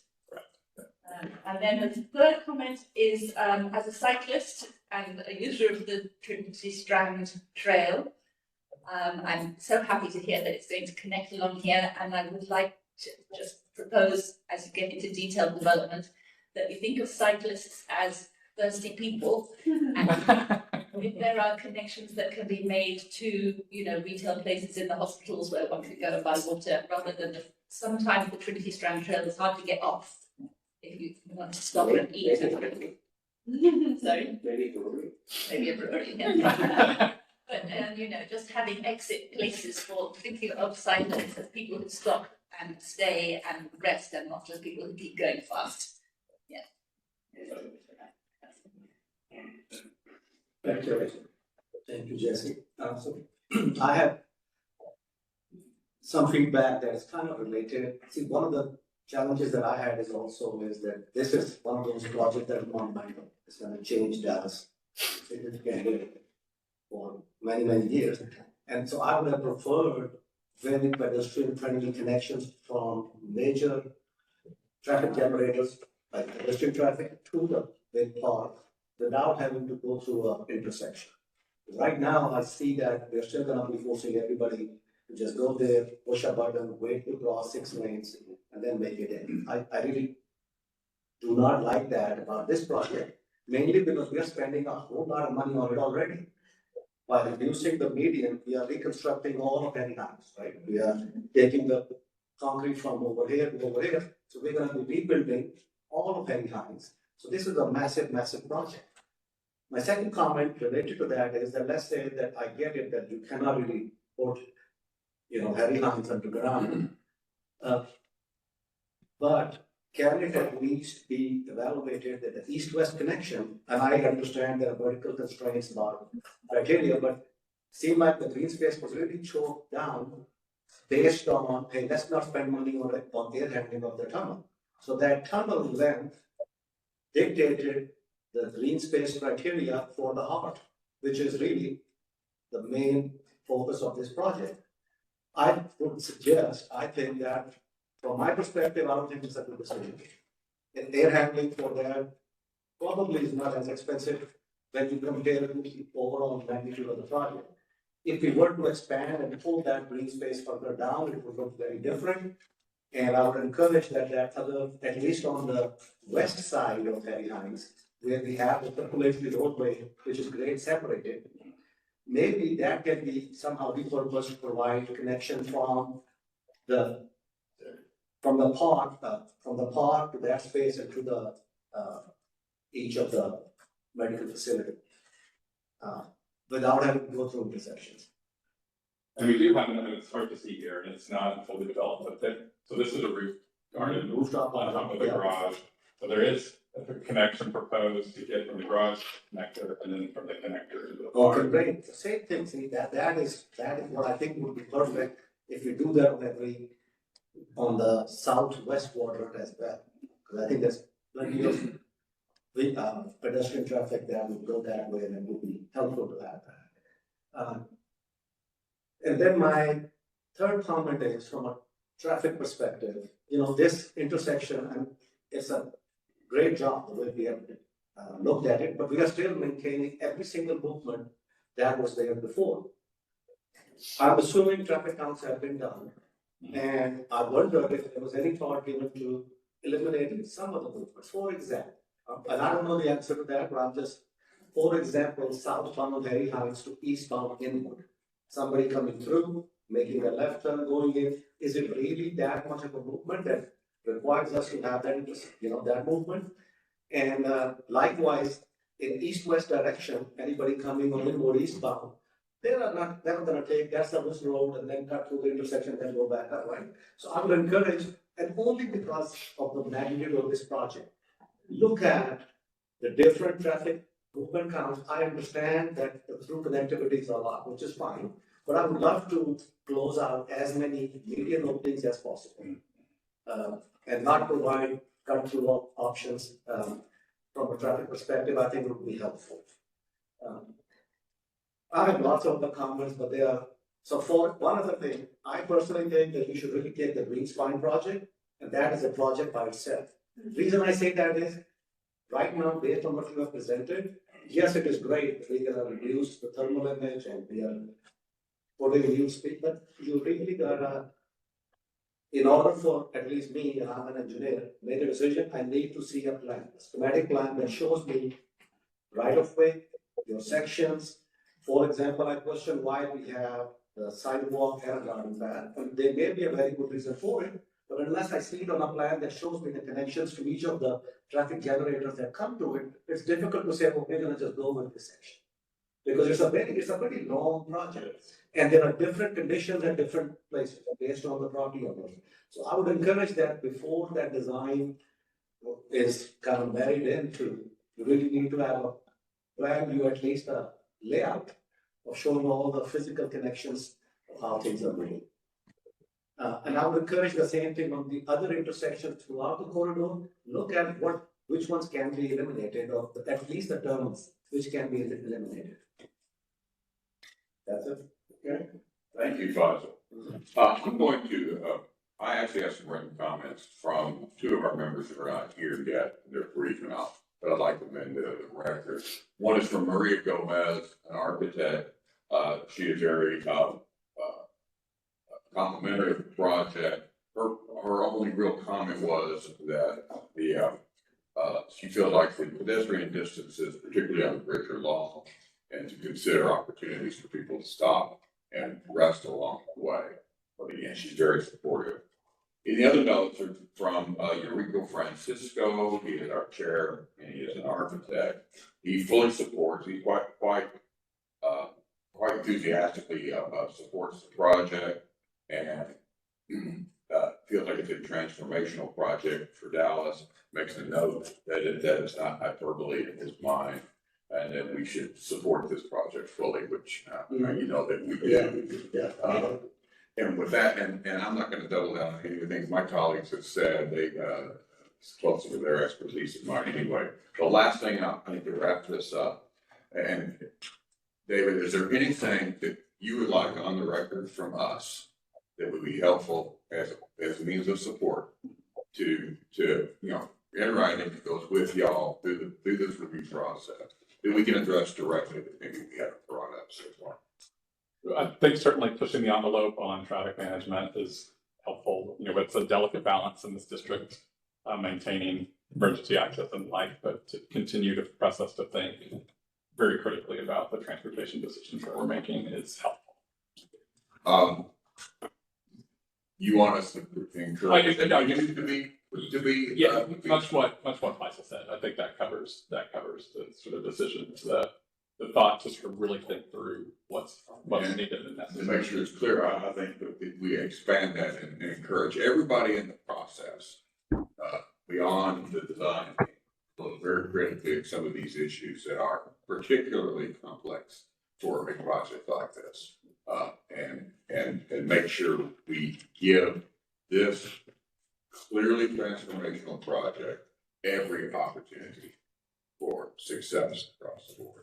And as someone who used to do a lot of work at Parkland, they go look at gun down very lines again and again and again. Yeah, for example, one of the things I think I'm guessing that part of the reason the tunnel is where it is, because you were limited to the scope in terms of the inward reconstruction in the east-west direction, because you have to come up to grade and tie in. But I think it should be looked at to expand it, if you can expand the green space on top. But and the other sort of key constraint there is almost directly into the pavement with this massive stormwater infrastructure. I believe it's the channel that's going towards the Trinity. So that is our floor. Because we couldn't go any lower than that. And so that was kind of where we had that was another key constraint. That's about it being big bit of tunnel. You have to think of the user in the car going south. Well, today we're thinking about user in the car. Okay.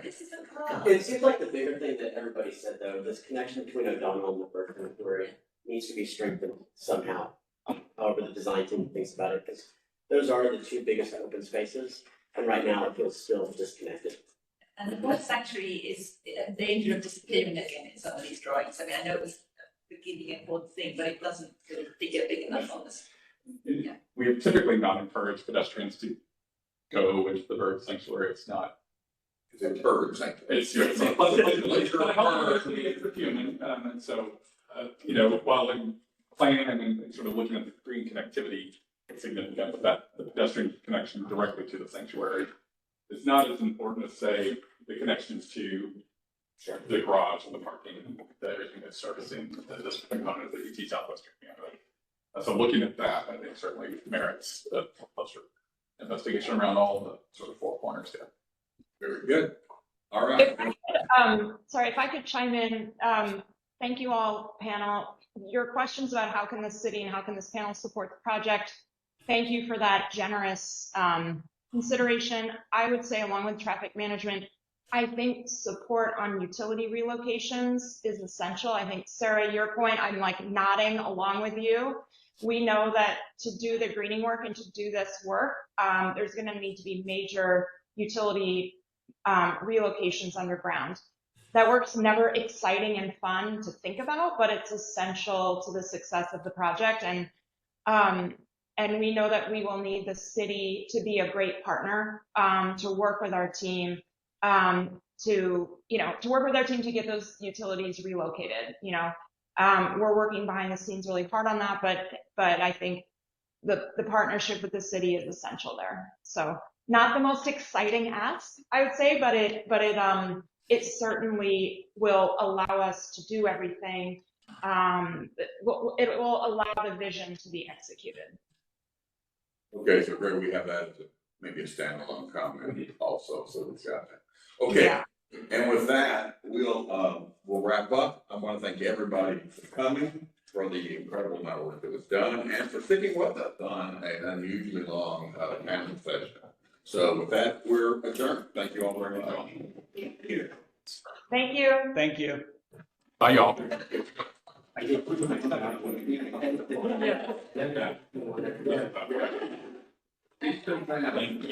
What else?